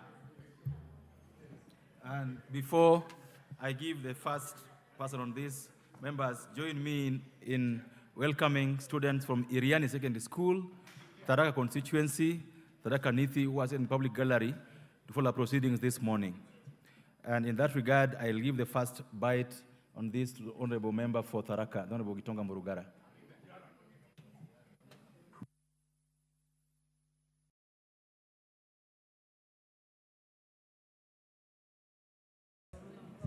Thank you. Thank you very much, Mr. Speaker, for giving me this chance to do two things. The first one is to welcome the children of Iriani Secondary School from my constituency to this noble house of the National Assembly to observe the proceedings. Iriani Secondary School is one of the best schools from my constituency, Tharaka, and my county, Tharaka Nithi. They are actually performers, both in education and sports, and their numbers too are actually some of the best in the constituency. Young people from Iriani Secondary School, welcome here, see what these honorable members of parliament do, see what your parents elected us to do, and I encourage you to study hard, that one day you will also sit here to represent the great constituency of Tharaka and also to represent your county, Tharaka Nithi. Karibuni sana, observe what we do. I hope my time is not running out. I now rise to support the Statute Law Miscellaneous Amendments Bill, Bill number 67 of 2023, and make the following quick remarks as I support the proposals to amend the Children's Act, the Copyright Act, which is very important in that it tries to recognize the work being done by our musicians. We have these young people who are actually out there producing music and recording, and when it comes to receiving royalties, they are not being properly paid. This act goes in to give a formula on how these young men and young ladies are to be paid in terms of royalties. I also wish to comment on the proposal to amend the Scrap Metal Act. This is an act that deals with waste metal, scrap metal, quite a valuable commodity in the country because some small-scale industries rely on scrap metal to produce goods to be sold. And we know very well that unless this industry is regulated, there is a lot of danger in people going out there to vandalize any metal they come across, anything they come across which is metallic, and sell it as scrap metal. So it is important that we are meant to protect what we do.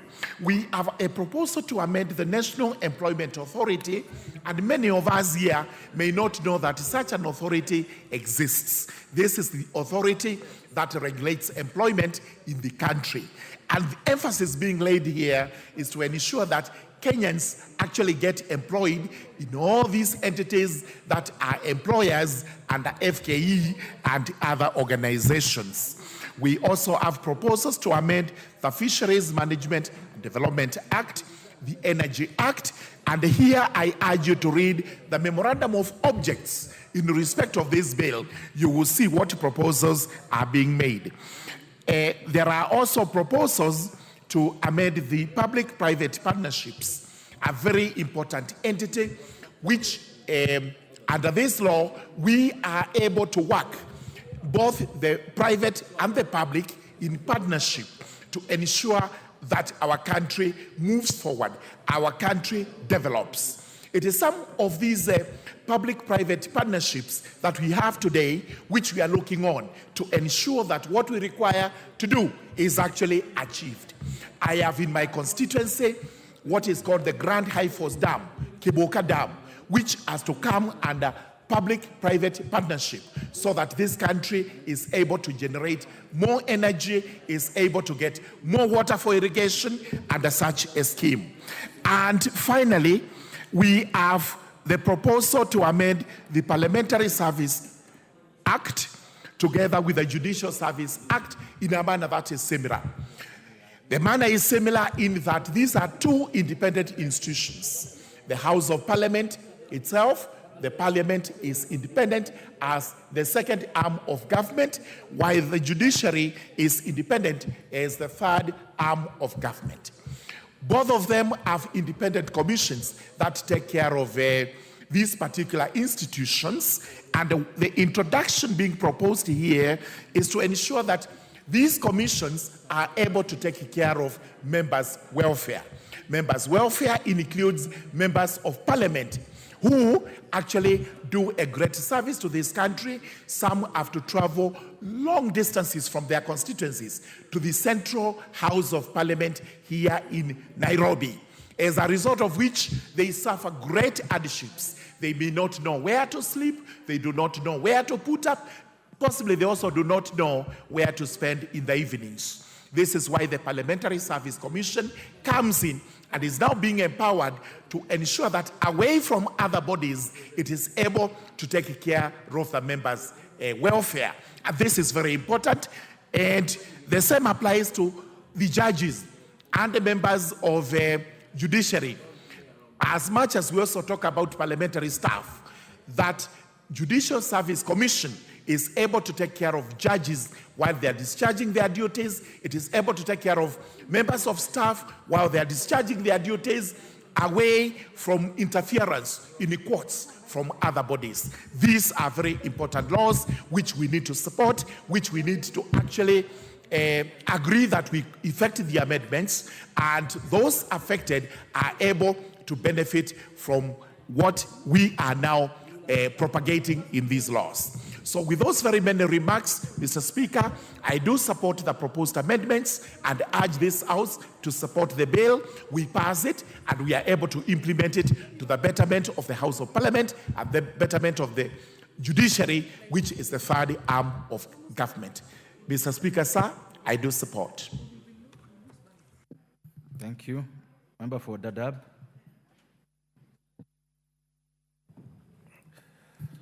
Mr. Speaker, I stand to support the bill, the Statute Miscellaneous Law Amendment Bill. Mr. Speaker, we have critical infrastructures in this country.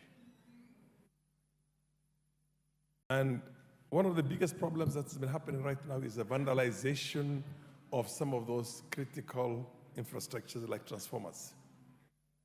It doesn't cost much for any organization to put up the right cameras wherever you have a transformer. So that, and we already have a unit in the police force which is supposed to protect critical infrastructures, such as this.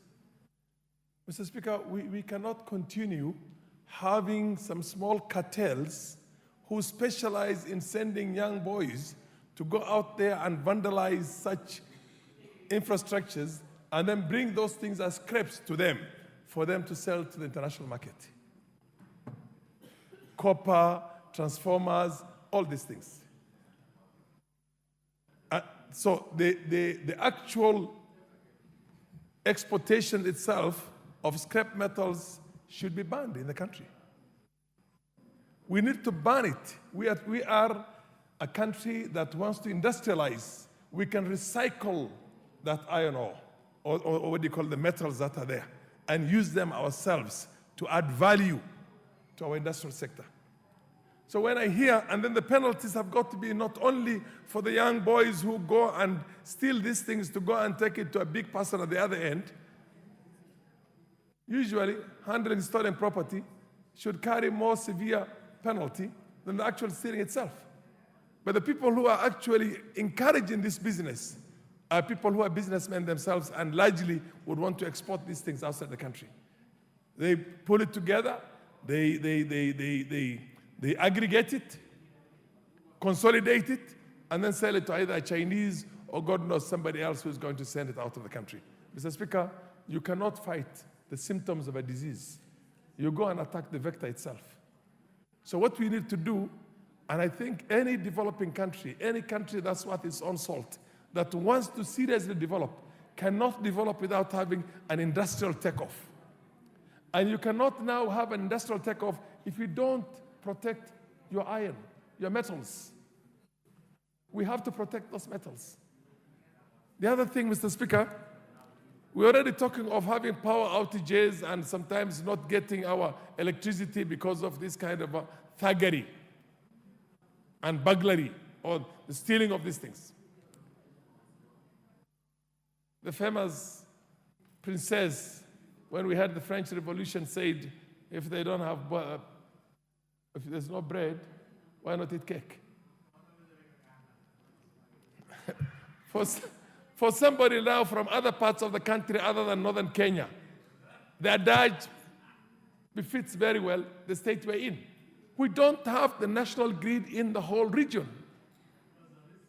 The only places we have the national grid is up to Isiolo, a little bit past Isiolo, and on the other hand, we have it only up to Garissa. And beyond Garissa, we don't have the national grid. We don't have electricity. We don't have connections. All these things that we talk about, the last mile connections and all those things, are basically news and music to our children, our students, and our mothers and fathers, and young mothers and fathers. So it's important also, while we're talking about these things, to understand the need to take this development to the four corners of this country. And the only way to take it to the four corners of this country is to disabuse, Mr. Speaker, is to disabuse this very village concept of trying to reduce this country into villagization of politics. Politicization of every small thing. Mr. Speaker, when I was in the 10th Parliament, we passed what was called the Equalization Fund. The principle and the idea behind the Equalization Fund was that those all the northern frontier districts and the contiguous districts who were a buffer zone for the center, who were left out of development right from the colonial days up to the time when we got independence. And after we got independence, then we had the Sessional Paper number 10 to continue that institutional marginalization of those areas. And we've had, at the time we were passing our own Constitution 2010, we had all those years, from the time we became a colony and protectorate of Kenya, up to the time we got independence, and up to the time we had 30 years later, over 100 years of systematic government, institutional marginalization of those areas. In the shortest possible time, to begin with, we ended up with a very small amount, 0.5% of the annual revenue. 0.5% for all those 14 counties, 16 counties that had, or 14 counties that were essentially under that. Garissa, Wajir, Mandera, Lamu, all the way up to Isiolo, Marsabit, Turkana. I mean, those were the original things, but then these were expanded now to call it the ASAL areas. Areas that did not suffer the way we suffered ourselves over that period of time. So it was watered down. It was going to have very little effect. And then we went further and said that we are going to look for marginalized pockets in the rest of the country. Kenny, you get my point. Even in the major urban centers, we were looking for that. The idea is very simple. It's a way of trying to make sure that this country does not remain a united Kenya republic with one nation and one people called Kenyans. Nobody is going to accept to become a second-class citizen in his own country or a third-class citizen. These are recipes of a period of time for revolutions. For revolutions. So when I see today people talking about 1 mile, 1 vote, 1 man, 1 woman, 1 vote, absolute nonsense. You can't get any more dimwit than to advocate for such petty, base, literally. And frankly, things that you would never want to be associated with as a nationalist. And then somebody like that would want to become a president in this country. You think you're going to become a president and people are going to allow you to come and run the country and you take them like they're your slaves or part of your colony? No, they will revolt against you and there will be a revolution in the country. There were going to be civil wars. It's a recipe for a conflict. And when that happens, there is no guarantee who is going to remain in the country, by the way. In Rwanda, similar things happened. When the ethnicity of every Rwandan had to be put onto their ID cards where they were called Tutsi, Hutu. And the Tutsis were only 15%. They endured marginalization. They endured victimization from the time we got independence from the Belgians until 1994, including pogroms, including trying to wipe them out from the face of the earth and calling them cockroaches. What eventually happened? What eventually happened? They fought their way through.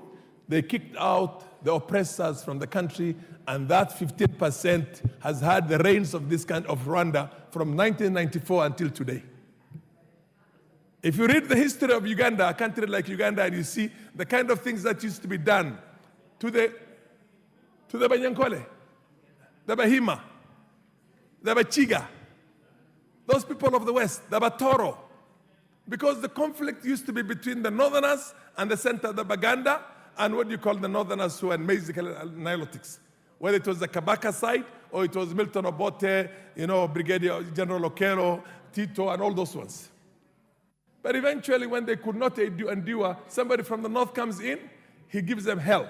Somebody from the other side comes in, he gives them hell. Basically, they were the punching bag for everybody. Now, in a sense, the minorities in this country cannot accept to become a punching bag for anybody, regardless of whether you consider yourself a majority or not.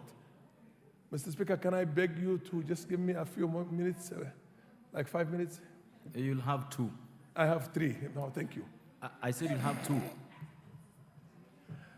Mr. Speaker, and it's precisely in line with that.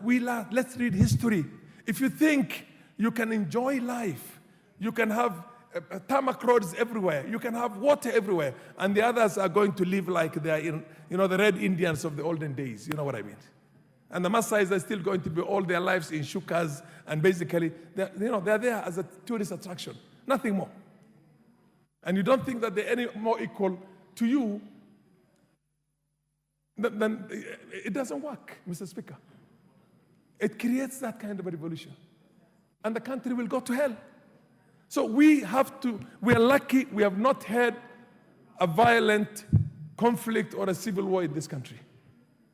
The day it happens, we've had it all around us. We've had it in Uganda, it's there in Sudan, it was there in South Sudan, it was there in Somalia, it's now happening in Ethiopia in a manner you cannot imagine. It's happened everywhere except Tanzania. The only neighbor that has not gone through that is Tanzania. Why? Tanzanians. You look at the history of that country. The first leader of Tanzania was a Zanaki. The people are no more than 100,000 population. The second leader, Mkapa, Nyerere was that, comes from a small minority in the south. The third leader, remind me the name, was also coming from a small, he comes from Bagamoyo, he's a Kikwete, Jakaya Kikwete. He's a Mkwere. The Kwere is about 30,000. Suluhu, as we have right now, you can imagine. Magufuli from small, you can only have a nation. The only guarantee for the future stability and existence of a country called Kenya is that kind of politics. Is that kind of politics. Not the politics in which you say, I'm going to use the impurity of my own, what they call numbers, tyranny of numbers, to suppress everybody else. 1 minute, Sika, any chance? You're going to need 30 or 1 hour? Okay. Okay, thank you. You can't have that. You can't have that. Because these are men. A man, I am a man. Man is a mankind. I'm not talking, I'm a man, I'm a woman. That's what the African Americans were fighting for when they were going for emancipation way back in the South. They just said, I am a man. If you remember in Selma, Montgomery, and all that. Now, for you to think that any community is any less worth than you, and we all came from colonialism, we came from all that slavery and everything else, we should know better than that. We should know better than that, because a small minority whites colonized us for 70 years and subjugated us. You get my point? They were removed, both by our own efforts and the global efforts itself. Let's unite this country by having fairness, equity, equality, more than anything else, equity. Thank you very much, Mr. Speaker. Thank you. Member for Jororok. Thank you very much, Mr. Speaker, and I rise to support the Statute Law Miscellaneous Amendment Bill of 2023.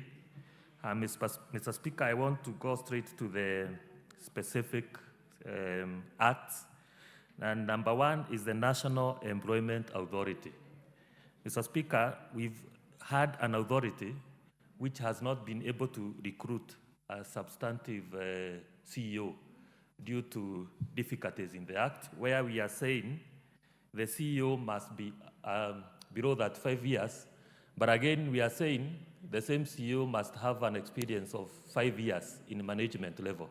Mr. Speaker, this could not be possible, and therefore I support the amendment towards removal of the section that is talking of below 35 years for the CEO.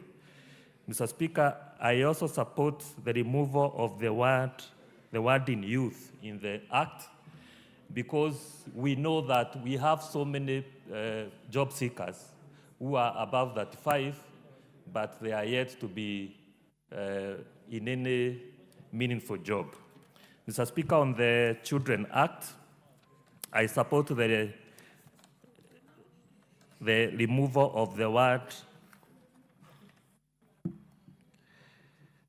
Before the Children Act, Mr. Speaker, let me go to the Energy Act, and where I support the issue of including Kenya Power into the membership of Rural Electrification and Renewable Energy Act. And this will ensure that we have seamless working relationship between REREC and KPLC. And this will enhance electrification in our constituencies. Mr. Speaker, we've had a situation where REREC does its work, but the metering work, which is done by KPLC, takes so long because there is no seamless working relationship between REREC and Kenya Power. Mr. Speaker, on the Children Act, I support the issue of granting male applicants the right to adopt a child. Mr. Speaker, the Act as it was, the Children Act, I would consider it discriminating, because there's no way you can discriminate a male applicant from adoption of the child. And we know the principle, the guiding principle in terms of adoption of the child is the best interest of the child. We have some instances where the best interest of the child is on the male applicant. Mr. Speaker, finally, on the issue of the independence of the Parliamentary Service Commission and Judicial Service Commission is important. Mr. Speaker, this House has supported independent offices before. In the last financial year, this House passed a resolution that the Auditor General will have a single line, one-line budget. And this was meant to empower the Office of the Independent General, the Office of Auditor General, in undertaking his or her work. Same case should apply to the Judicial Service Commission and the Parliamentary Service Commission, which are independent offices. There's no way, Mr. Speaker, you would have a commission and then again you purport to regulate the sittings of Parliament, assuming that this Parliament is undertaking an investigation of something, and then you purport to control their number of sittings. Mr. Speaker, that amounts to interference of the independence of the independent institution, and therefore I support. Thank you, Mr. Speaker. Thank you. Member for Dagoretti North. Thank you, Mr. Speaker. Mr. Speaker, I also rise to support the miscellaneous amendment bill, a bill of 2023, Mr. Speaker. And as I start, Mr. Speaker, let me just start with the objects of the bill and just say that while we appreciate that sometimes we carry miscellaneous bills, it is also important for us, and I know it's important for all of us members, to try and just look at the main act so that you find yourself when you are speaking on a bill, it's very clear. I'll start with the Children's Act, Act 2022, which the bill proposes to amend and now to remove the provisions which prohibit the court from granting a sole male applicant adoption of a child. And Mr. Speaker, in this country, a few years ago, not just a few years, a family has gone through the worst for the last 20 years. They went through a case that was very sad, through the High Court to even our Supreme Court at that time. This was a child who was born by a mother who was a Kenyan and a child who was born by a father who was of a British citizen. And when they had issues, Mr. Speaker, they had to live with the child when he was 7 years. This girl has followed her child. It is just recently the UK government, through the courts, decided now when the child is going to 20 years is when he has now been granted, the mother has been granted to see his child.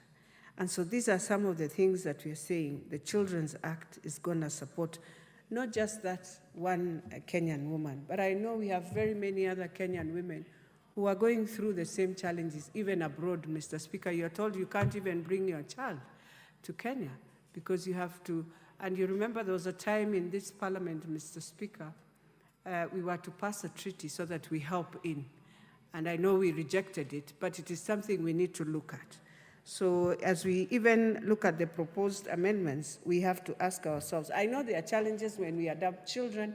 They go through a lot of anxiety. They also find themselves in capability with their families they have gone in, and many other things. So it's something we have to look at both sides and see that when we are agreeing on it, that we are able to ensure that child also goes to a foster home that is a home for them. Mr. Speaker, on the issue of scrap metal, where we amend, and I want to agree with the Honorable Farah. Today, when you look at all our streets, Mr. Speaker, trust me, they've already taken everything that was done on the ring roads. All the metals have been taken because people know where to sell them. The whole of Ngong Road, they have cut. The whole of Olongurueni Road, every metal is gone. And we are saying, these companies that we are now again seeking, among other things, to provide issuance of license to persons dealing in copper, they are the ones who are now bringing the challenges we have, because they are the ones you find in a whole estate, a whole place is full of scrap metal. But you're wondering, how do you deal with this? While we are talking about climate change, where we are talking about pollution, where we are talking about how do you deal with such environment, we are still encouraging the same. This one of licenses, Mr. Speaker, we need to think through. This thing of scrap metal must just go, because we are encouraging just our highways to always be very dangerous, people coming at night cutting. When you are driving on the next day, you find yourself, you'll just way off, because they've taken the whole thing. So it is something we need to look at, even as we agree that they will be given licenses. Mr. Speaker, when I look at now the National Employment Authority Act, and so we are saying to provide that the act shall apply to an employer or who employs more than 10 employees, and also extends its application to every county government, that it also cleans up the word youth and now bring in job seekers. It is good, yes, but then as we bring in job seekers, we have to ensure. Sometimes you find every target group, PWDs and all that, will wonder, now, where are we clustered? They are all job seekers, yes, and so I'm hoping as we bring in the definition, it also doesn't completely erode also their gains, so that they wonder, how do we compete in that space? Mr. Speaker, in terms of the fisheries, the Cabinet Secretary is responsible to fisheries shall be the chairperson of the Kenya Fisheries Advisory Council. You see, one of the things we find here, we agree cabinet secretaries to be chairs, but most of the time they don't chair. So you'll have an alternative and an alternative and an alternative, and so sometimes it becomes so tough. So I'm hoping as we give the cabinet secretary to be the chair of the council, that he will be available. It will not be something where you just give and then you start sending your alternative to represent you. Then there's no purpose of making you chair, because some of these decisions are done by the real chair. So that is one thing. The Energy Act, the bill proposes to give effect to the recommendations of the Presidential Task Force.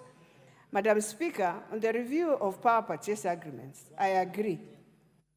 I also agree to include KPLC in the membership.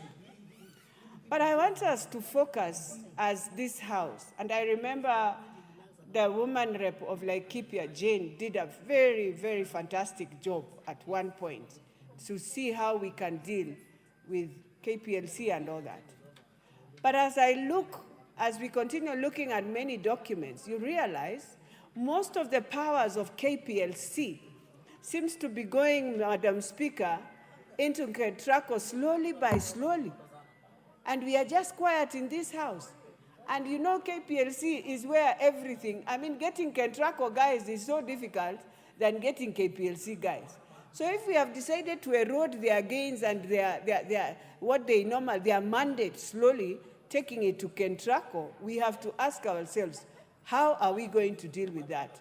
And I have seen of late we've had a very, very negative campaign on them, and we must stop it, because it is us who have killed KPLC ourselves.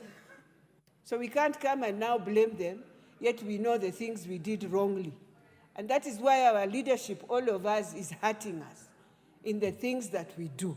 When KPLC was KPLC, it is us. Most of us here did the business with them, Madam Speaker. And we just brought the institution to its knees. And now we want to blame the officers. It is not fair to Kenyans also who work for us. So we must try and also agree to take responsibility, get ourselves and say we have done wrong, build back the institution, let the institution start thinking how they can reduce the costs that we have that are so high. I have a mosque in Amboseli, Madam Speaker. My Muslim brothers and sisters have not been praying for the last 7 to 8 months. Why? They were just roped in with a bill of 1 million. The contractor who did that, Madam Speaker, decided to go with all the papers. Now they don't even know whether it is their bill or it is the way a land normally has a bill, and so you are told it is all your bill you must pay. So what I'm telling also Kenya Power, as I support to help, to assist and see if we can stand in and ensure you continue with your work, you have to also start bringing in Flexi and looking at many other things that we can work together. Let them come, let people come and do agreements and see how to work together in paying their bills, but they continue even praying. Madam Speaker, in Kajiado, we have a whole place, a whole ward. They put in the huge power lines in the chambers of these people. These people cannot tap even at one point on this electricity, yet it is passing through their land. And so I am begging on that in Kajiado Central, just on the way past the airport, that whole area, going up to where they have the windmills nowadays, the new ones, that place they need at least power to go there. So, Madam Speaker, as I finalize, the Parliamentary Service Commission, as the majority leader has said, and I want to repeat, the work we do in Nairobi is not a joke. In Nairobi, you don't sleep. You are 24/7, Madam Speaker, in your constituency, during at night with your people, during this time of how we've been hit. The whole week, you are with them. Thank you, Member for Dagoretti North. The Honorable Member for Emurua Dikir, the Honorable Johanna Ngeno. Thank you, Madam Speaker, for also giving me this opportunity to to also make my remarks on this particular bill. Madam Speaker, I wish to state categorically that I'm in full support, and especially on the matters that are touching on several issues. One of the issues, Madam Speaker, which I wish to support mostly is on the issue of child adoption. Madam Speaker, for a long time, there has been several candidates or individuals who would wish to adopt children based on reasons, several reasons. But in this case, Madam Speaker, the law has been very restrictive on this issue. And when you look at the amendment that is coming up, it is allowing even a sole male applicant to adopt without restrictions. Madam Speaker, and so many other amendments which has come a long way in equalizing actually the need to apply to adopt a child. Madam Speaker, when you look at the provisions of that Article 186 of Section 186, it is granting the court the powers to determine on what kind of the court may make an adoption order, on what kind of order to grant the applicant, a sole applicant or two spouses jointly, but the most specific one, Madam Speaker, was where it's affecting the male or sole male applicant. Madam Speaker, I think also in future we might make also some amendments into the issues of child upkeep so that it also is seen from the same lenses that we are seeing the child adoption, so that in most of the matters when there are cases of child upkeep or a case where who should stay with the child in the event of maybe separation, etc., Madam Speaker, these are the issues that we need to do serious scrutiny so that we do not seem to be discriminating one member or one person or the other. Madam Speaker, there is also the issue of scrap metal, which is also an amendment that is geared towards protecting the properties, especially the properties that are very expensive and which are easier to be vandalized by people. And I think I'm also in full support of this because majorly, especially when you look at the part which is dealing with the installation of transformers, majorly, Madam Speaker, people tend to vandalize or steal properties that are government-owned. And especially on this one, because there are no securities around all the transformers across the country. You find there are transformers installed in areas where maybe the security is not even provided, and it is a niche target for vandalism. So, Madam Speaker, I think I support this particular law so that it also protects the government properties wherever they are. But there's something, Madam Speaker, on the scrap metal, which I think the government also should put into serious consideration. Remember, Madam Speaker, we've had the rail lines which have become moribund or are not in use anymore. When you go to the Ministry of Transport, especially the Kenya Railways, you find the rail lines lying there and have been lying there for many years.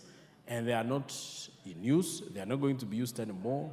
They are, because the type of railway that we have started constructing will not, the metals which are there cannot be used anymore. Madam Speaker, the country needs, especially on our department for housing, needs a lot of steel for building houses. Madam Speaker, I wish the government should take stock of all the metals, especially the rail metals which are no longer in good use, which I know cost even millions and billions of money. The government should look into it so that they can convert those metals into use, especially to do the steel that is used for constructing housing, and that can make the affordable housing more cheaper than it was before. Madam Speaker, I think I also wanted to laud the amendment on where basically it was talking about students. You amend to mean job seekers, and of course the youth also to mean something else. And I think I'm in agreement with the amendment that there are some discriminative words which are usually used, and especially in the current employment opportunities, which are very discriminatory. Madam Speaker, these changes or these amendments are good, and I want to support. And also on the issue of, I had my friends discussing majorly on the issue of tribalism, ethnicity, etc., Madam Speaker. I wish our country remain one and united under one flag, under one president, under one government, and under one National Assembly, under one county, under one Senate, and under our counties. This country must remain one. And I wish to support the proposal by NCIC, Madam Speaker, that we need to, if we are true to the word that we want to remove ethnicity and tribalism in this country, we need to rename even the counties which are named after tribes, so that we remain true to the word. Why do we have Akisi County, which is actually named after Kisis? Why do we have Kikuyu constituency, which is named after Kikuyus? Why do we have counties which are named after tribes? If we are true to the word that we want to remove the word tribe. And by the way, Madam Speaker, tribe is not a bad thing. Tribe was even created, was done by God himself. Like when you read in the Bible, there is the tribe of Judah, there is a tribe of Jacob. It was God who created tribes. It is only us who make negative use of the tribe. Even when we had almost become one and we built the Tower of Babel, God in his wisdom saw that these people are becoming something else and they want to do something bad. So he decided to subdivide again all the tribes to more small tribes. So tribe was created by God. It is only us, people who do not understand why it was created and why it is useful. It is only us who are using it negatively for our own experience. But I want to tell this nation that let us not use our tribes negatively. Let us not use the ethnicity negatively, because it can create trouble and problems. But what I would also want us to discuss, because majorly when I see people discussing about tribe and tribalism and regional and all that, what is ailing this country has nothing much to do with tribalism and ethnicity and regionalism. What is ailing this country, if we must tell ourselves the truth, is corruption, wastage. That is what is ailing this country. And that is what every politician who take to the podium should be discussing. Even when we are making budgets, Madam Speaker, we must also ensure that whatever money we allocate, every department, every ministry is used prudently, without waste. Because even the money that we are using today to do our budgets, where we are getting that money, the way we are getting that money from the citizens, it's painful. So it is upon this House to majorly discuss on how we can prudently use the money that we collect from our people, so that the pain our people go through will be compensated by the work that is going to be done by the ministries and the departments where that money is put. I thank you, Madam Speaker. Thank you, Member for Emukur Dikri. Honorable members, I'll go to the Honorable Naisula Lesuda, Member for Samburu West.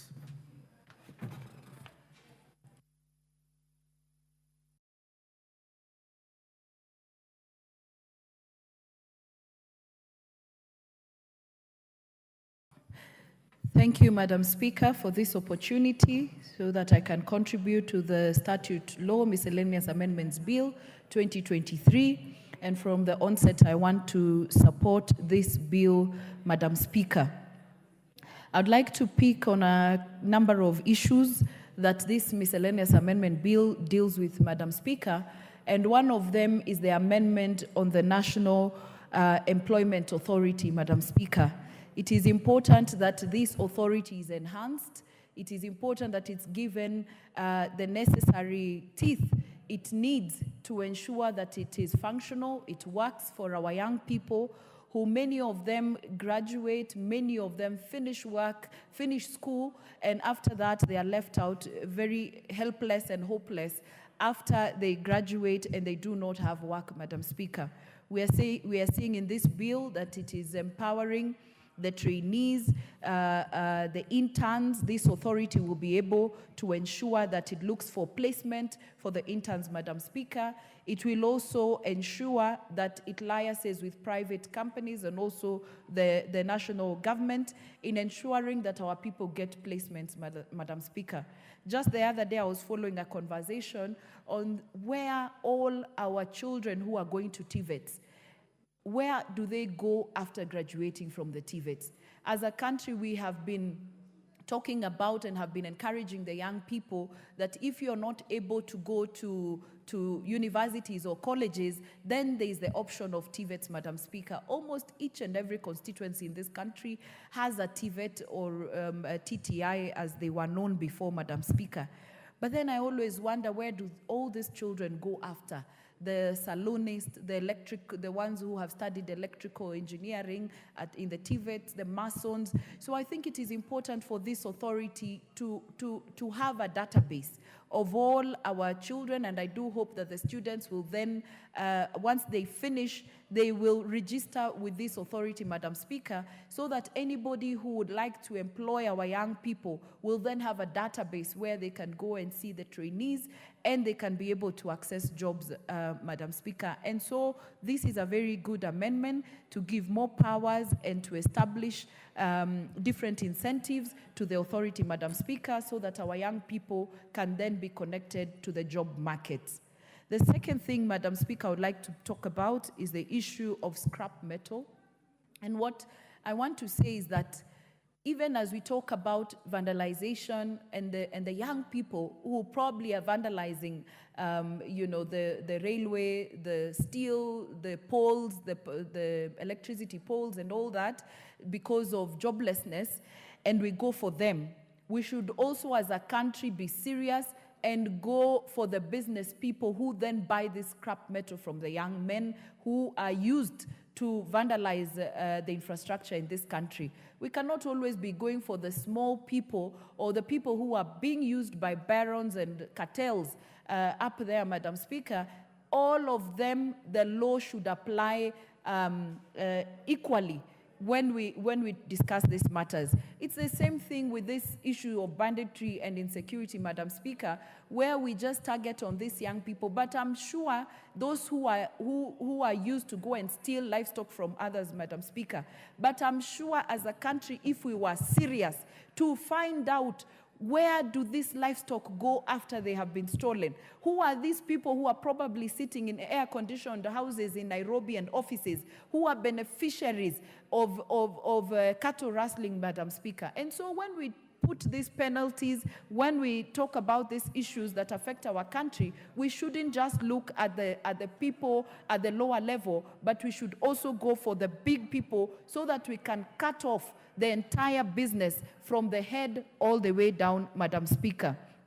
The issue of giving independence to the Parliamentary Service Commission and also the Judicial Service Commission, I do support, and I agree with my colleagues that even, for example, issues of mileage, when we look at people who are coming from far and having to come to work, I can use my example from Samburu, I also agree that people who also work from within or close to Nairobi, they should also have the same benefit, Madam Speaker. And it shouldn't be always an issue of the other person has, so I should also, we should take away from that person so that I also get. It should be a matter of looking at everything objectively so that those who have continue to have to help them to work, and those who don't have, Madam Speaker, can also benefit. And that is the conversation I've been hearing my colleagues and others talking about. When you talk about equalization fund, do not feel bad for the counties who benefit from equalization fund. Put your case on the table and also raise the issues why you should be supported or why you need to benefit in one way or another, but not saying those who benefit because they are few, because they are, 10,000. I wish we could exchange. You also go and live in some of the areas where we come from and see the challenges that we face and where we have come from as a people. And so it's not a matter of always having to compete in this country or seeing others have and others don't have, Madam Speaker. It is a matter of putting your issues on the floor objectively without belittling the efforts that this country have been making to bring other people and other counties and other areas up, Madam Speaker. As I conclude, I have also seen issues of collection and payment of royalty, Madam Speaker. There is a lot of kizungu mingi on that issue of royalties, Madam Speaker. We need to look at it properly, Madam Speaker, to ensure that the locals benefit from issues to do with royalties, Madam Speaker. With the same thing, we cannot have other people sitting around, they get the mining licenses, they go and exploit the communities, give them tokens, and they're the ones who will suffer even from the negative effects of extractions in those areas, Madam Speaker. And so the communities have to be safeguarded as we look at these issues of royalties. As I conclude, Madam Speaker, on the issue of ethnicity and tribalism in this country, and I've just listened to my good friend and colleague on issues of renaming counties or renaming areas. That is just dealing with a wound. You put a bandage on a very sick wound and think that we are healing the terrible issue of tribalism in this country, Madam Speaker. We should look at the root causes of issues to do with equity. Those are the things that will fight tribalism in this country, ensuring that every part of this country feels to be part of the country, Madam Speaker. There's really nothing so much in a name, whether you're called Samburu, whether you're called Maraisaen, whether you're called whatever name Maralal, or whatever name you would want to call a county. It should be an issue of making sure that we have equity in terms of distribution of resources, in terms of distributing the positions that are there in government and even in the county government. There are other very serious issues that we need to look at, and even the institution NCIC should be looking at, and not just in naming. I even looked at the list of the names and the counties and places, then you realize it is even selective. It is not cutting across the entire country. And so for me, that is just putting a bandage on a wound. Let us dissect that wound, treat it properly, and end ethnicity in this country. Thank you very much, Madam Speaker. Thank you very much, Honorable Lesuda. In fact, one of the reasons that I gave you an opportunity after the Honorable Member for Emukuru is I expected you to make a comment about Samburu County. Well, the next opportunity, honorable members, goes to the Honorable Kawanjiko, member for Kiambaa. Thank you, Madam Speaker, for giving me this opportunity to contribute to this amendment, the Miscellaneous Amendment Bill 2023. And I rise to support this amendment, Madam Speaker, especially when we are amending the independence of the commissions. That is the Parliamentary Service Commission and the Judicial Service Commission, Madam Speaker. You know, it is clear that our Constitution has given the mandate of these two independent institutions to be making some decisions in regards to the people that they govern and they manage, Madam Speaker. And I therefore support it. The Judicial Service Commission, it is an area that we should not even interfere with, because at the end of the day, the judiciary is the one that knows how it handles its issues, its matters, especially on issues to do with the employment, or especially on the issues to do with the benefits of its members, and maybe probably work around within the judiciary so that at least they can be able to make sure that they offer comfortability because they are the only people who understand whatever happens within the judiciary, Madam Speaker. But the moment we allow someone from an outside to come to judicial and determine and decide on how probably the Judicial Service Commission is supposed to run the affairs of the judiciary, then, Madam Speaker, I feel from where I stand that probably will be jeopardizing the independence of the judiciary, Madam Speaker. Even on the Parliamentary Service Commission, they are doing an amazing work. Some of the issues that are affecting members and their staff, it can only be understood by them, Madam Speaker. And therefore, it is prudent for us to make sure we amend this act and to make sure that we give them that autonomy to make some decisions as far as the Parliamentary Service Commission and the Judicial Service Commission, Madam Speaker. It is also very discriminatory when you hear that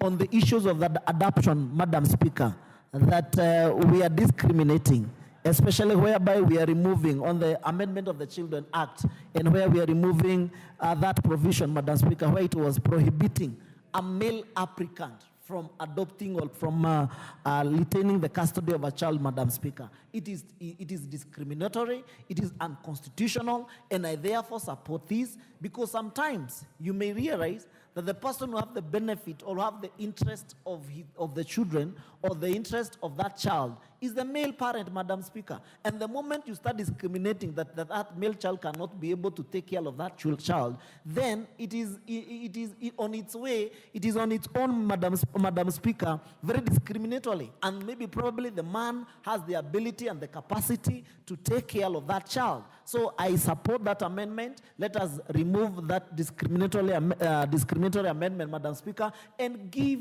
and allow the court sometimes to make that decision in regards to who hold the interest of that child, Madam Speaker.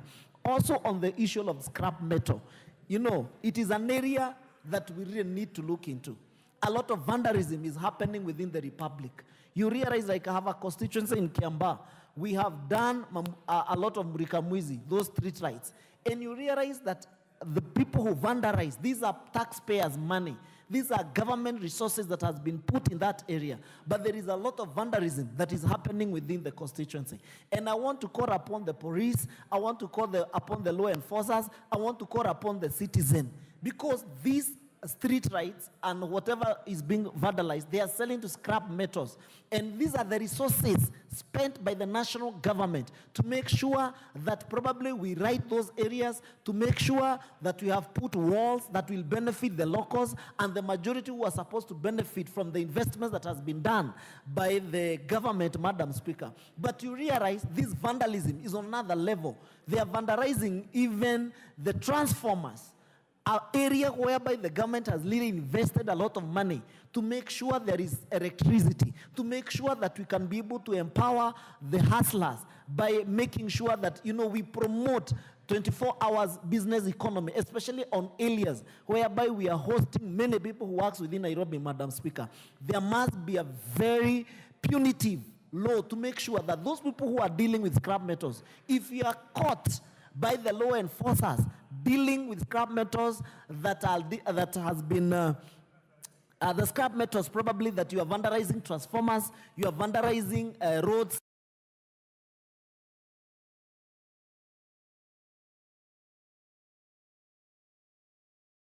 encouraging this kind of business that is transacting within our community, Madam Speaker, has been dealt with. We have issues of transformers being stolen within Kiambu County. And you realize that the person who has been buying these scrap metals and who have been vandalizing transformers, he's doing this business only to sell those metals, Madam Speaker. There must be punitive law to make sure that we protect the public interest whenever it comes to such kind of businesses. We cannot allow to be investing a lot of money on those issues, and then one person is taking away all that investment, whereby we are promoting businesses, whereby we are making sure that manufacturers have electricity, that homes are connected to electricity. But in an area, when they vandalize a transformer, it is taking us 2 or 3 months before we replace that transformer. And therefore, our people suffer as a result of that vandalism. Therefore, Madam Speaker, I'm supporting this. Let us deal with making sure that we amend the law and make sure that probably the people who are going to be licensed, there must be clear guidelines on what kind of scrap metals are they going to be selling. And if it is possible, we do away with all the scrap metals within the Republic, Madam Speaker, because the amount of money we're investing is a lot, and then we allow few individuals to destroy those kind of investment. Madam Speaker, I support that amendment. The amendment on the National Employment Authority, it is another big thing, Madam Speaker. And I support what other members have been saying, especially on areas to do with promoting our young people to get employment.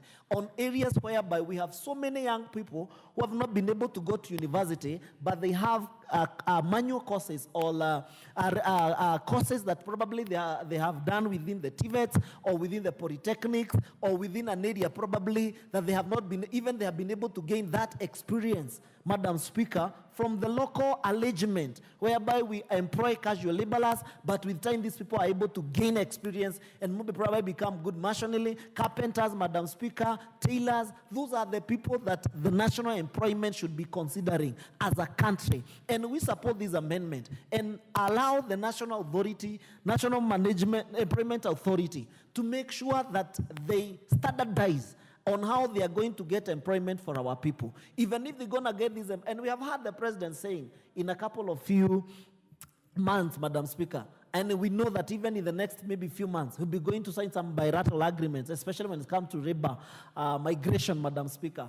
We support labor export. We are supporting national employment, and they must arise to the occasion, Madam Speaker, and support as many people as possible and follow up with other countries that really are willing to import the labor from our country, Madam Speaker. We have countries that has really benefited with this labor export. We have a country like Philippines, Madam Speaker, that they are doing very well. Their main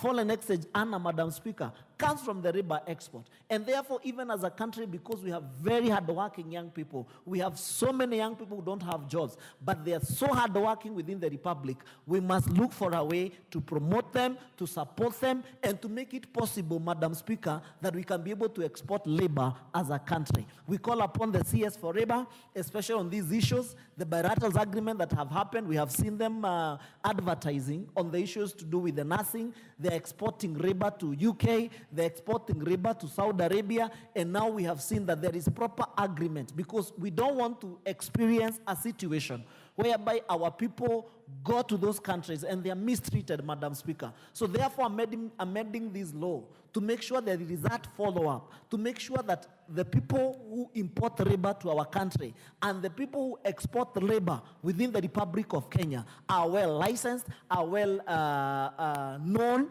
and even as they take this initiative to transfer and to export labor to other countries, Madam Speaker, they take responsibility of the people we export to other countries. So it is an area that can really help us and benefit us as a country. We really need to put a lot of input, and therefore I support this amendment, miscellaneous amendment bill, Madam Speaker, to make sure at the end of the day we empower National Employment Authority so that we can export as much labor as possible, because within our area, Madam Speaker, and within the Republic, we have a shortage of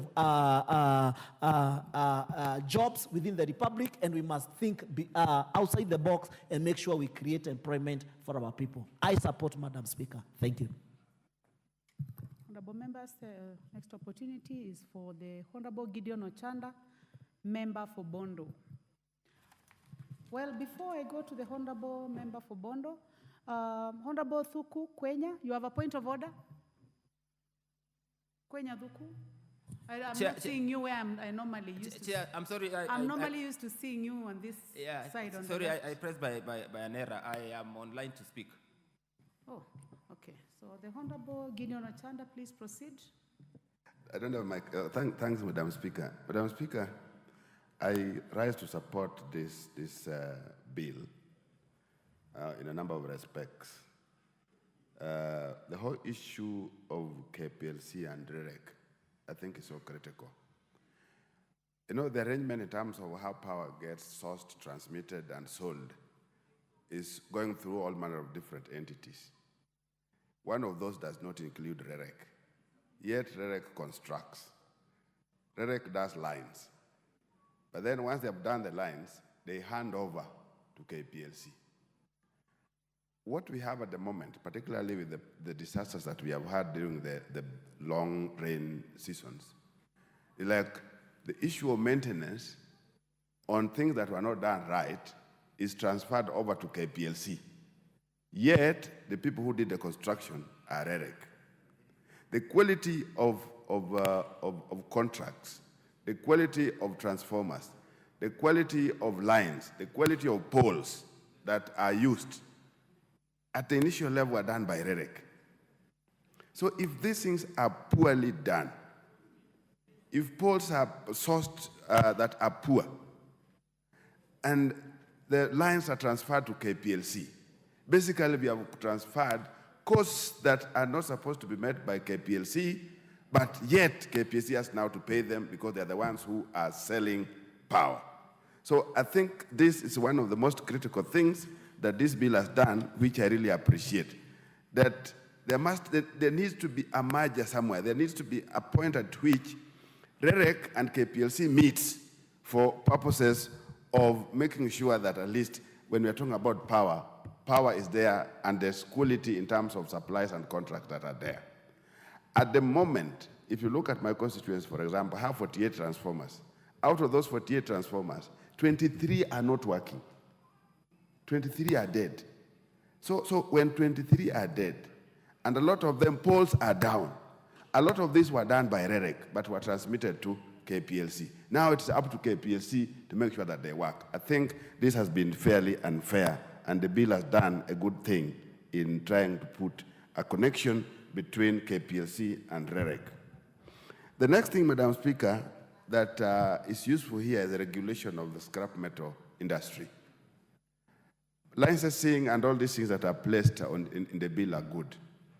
But in my view, there is somewhere where the bill is not addressing the real issue. One, it is trying, for example, the section that is given here for purpose of penalties, for example, that they're only making reference to public utilities. They're making reference to public signboards on the roads, guardrails and all those. That if you deal or if you steal them or whatever, then that's an offense. But let me tell you, and let me tell this House, that these scrap metal dealers has a very serious connection with the people who are now stealing metals beyond what we call public utilities. There are people who are losing their fences, individuals. There are people who are losing their gates, because if you have some gates in your ranches and all that, realize the following day your gate is gone. So by the end of the day, it is not just public utilities that are vandalized. The guys are vandalizing even private property. So what we need to do is, and what the bill has failed to do in my view, is regulating scrap metal dealers, and it's trying to license them, and it's indicating that they must be stationary somewhere, that they must have somewhere the point where they deal. Let me tell you, if you are stationary in a point, how do you get metal or scrap from 2 or 3 kilometers away? It means that there's somebody who will have to look for it, there's somebody who will have to deliver it to you where you are dealing, and it's only you who is licensed. So what happens to these chaps between where the scrap metals are sourced from and the dealer? So the bill needs to indicate, or needs to have, where these guys who hand over scrap to dealers, they need to indicate source, so that your source, one will know whether you have brought somebody's gate down, your source should know whether you're bringing somebody's fences down, or you have brought billboards and stuff like that down. So there must be somewhere that the bill has not indicated, and we need to bring it. Before you get to the dealer, somebody supplies the dealer. Who is this person? And how are we regulating him or her, such that this thing is made right? I think that's one thing that the bill is not properly looking at. The other thing that the bill has is in terms of fisheries. Madam Speaker, I think we need to remind the nation that fisheries, I think sometimes is overrated. It is one area, a sector that has many entities: Fisheries Council, Advisory Council, Fisheries Marketing Authority, all these kind of things. Yet, in real sense, fisheries is devolved. Fisheries is devolved. But if you look at how the structure of the department, it goes up to the beach. It goes up to the beach, up to the BMUs. So we have a fisheries directorate here in Nairobi, but it goes down to the regions, goes down to the counties, goes down to the sub-counties, and finally to the BMUs. So why are we doing this? At the same time, counties also have their own arrangement from the county to sub-county and to the BMUs. So by the end of the day, there's some kind of conflict. At the same time, when it comes to fisheries, one thing that we have not done well, if you look at other sectors, agriculture, look at livestock, there is a value chain that is recognized. In fisheries, this value chain is not there. We've been struggling quite a bit to do things at the landing beaches and stuff like that. But at the moment, there is no fish. Fish stocks are down. So what we needed to have is an arrangement where we make sure that we restock the lake with fish. And there are many ways of how this can be done, either locally or properly by a different arrangement. So such that when we're talking about a marketing authority that has products, we can't have a marketing authority that does not have anything to sell. So Madam Speaker, I think generally the bill is fine, apart from those areas that needs to be corrected or needs to be enhanced moving forward. Thank you. Thank you very much. The Honorable Beatrice Kemei, member for Kericho County.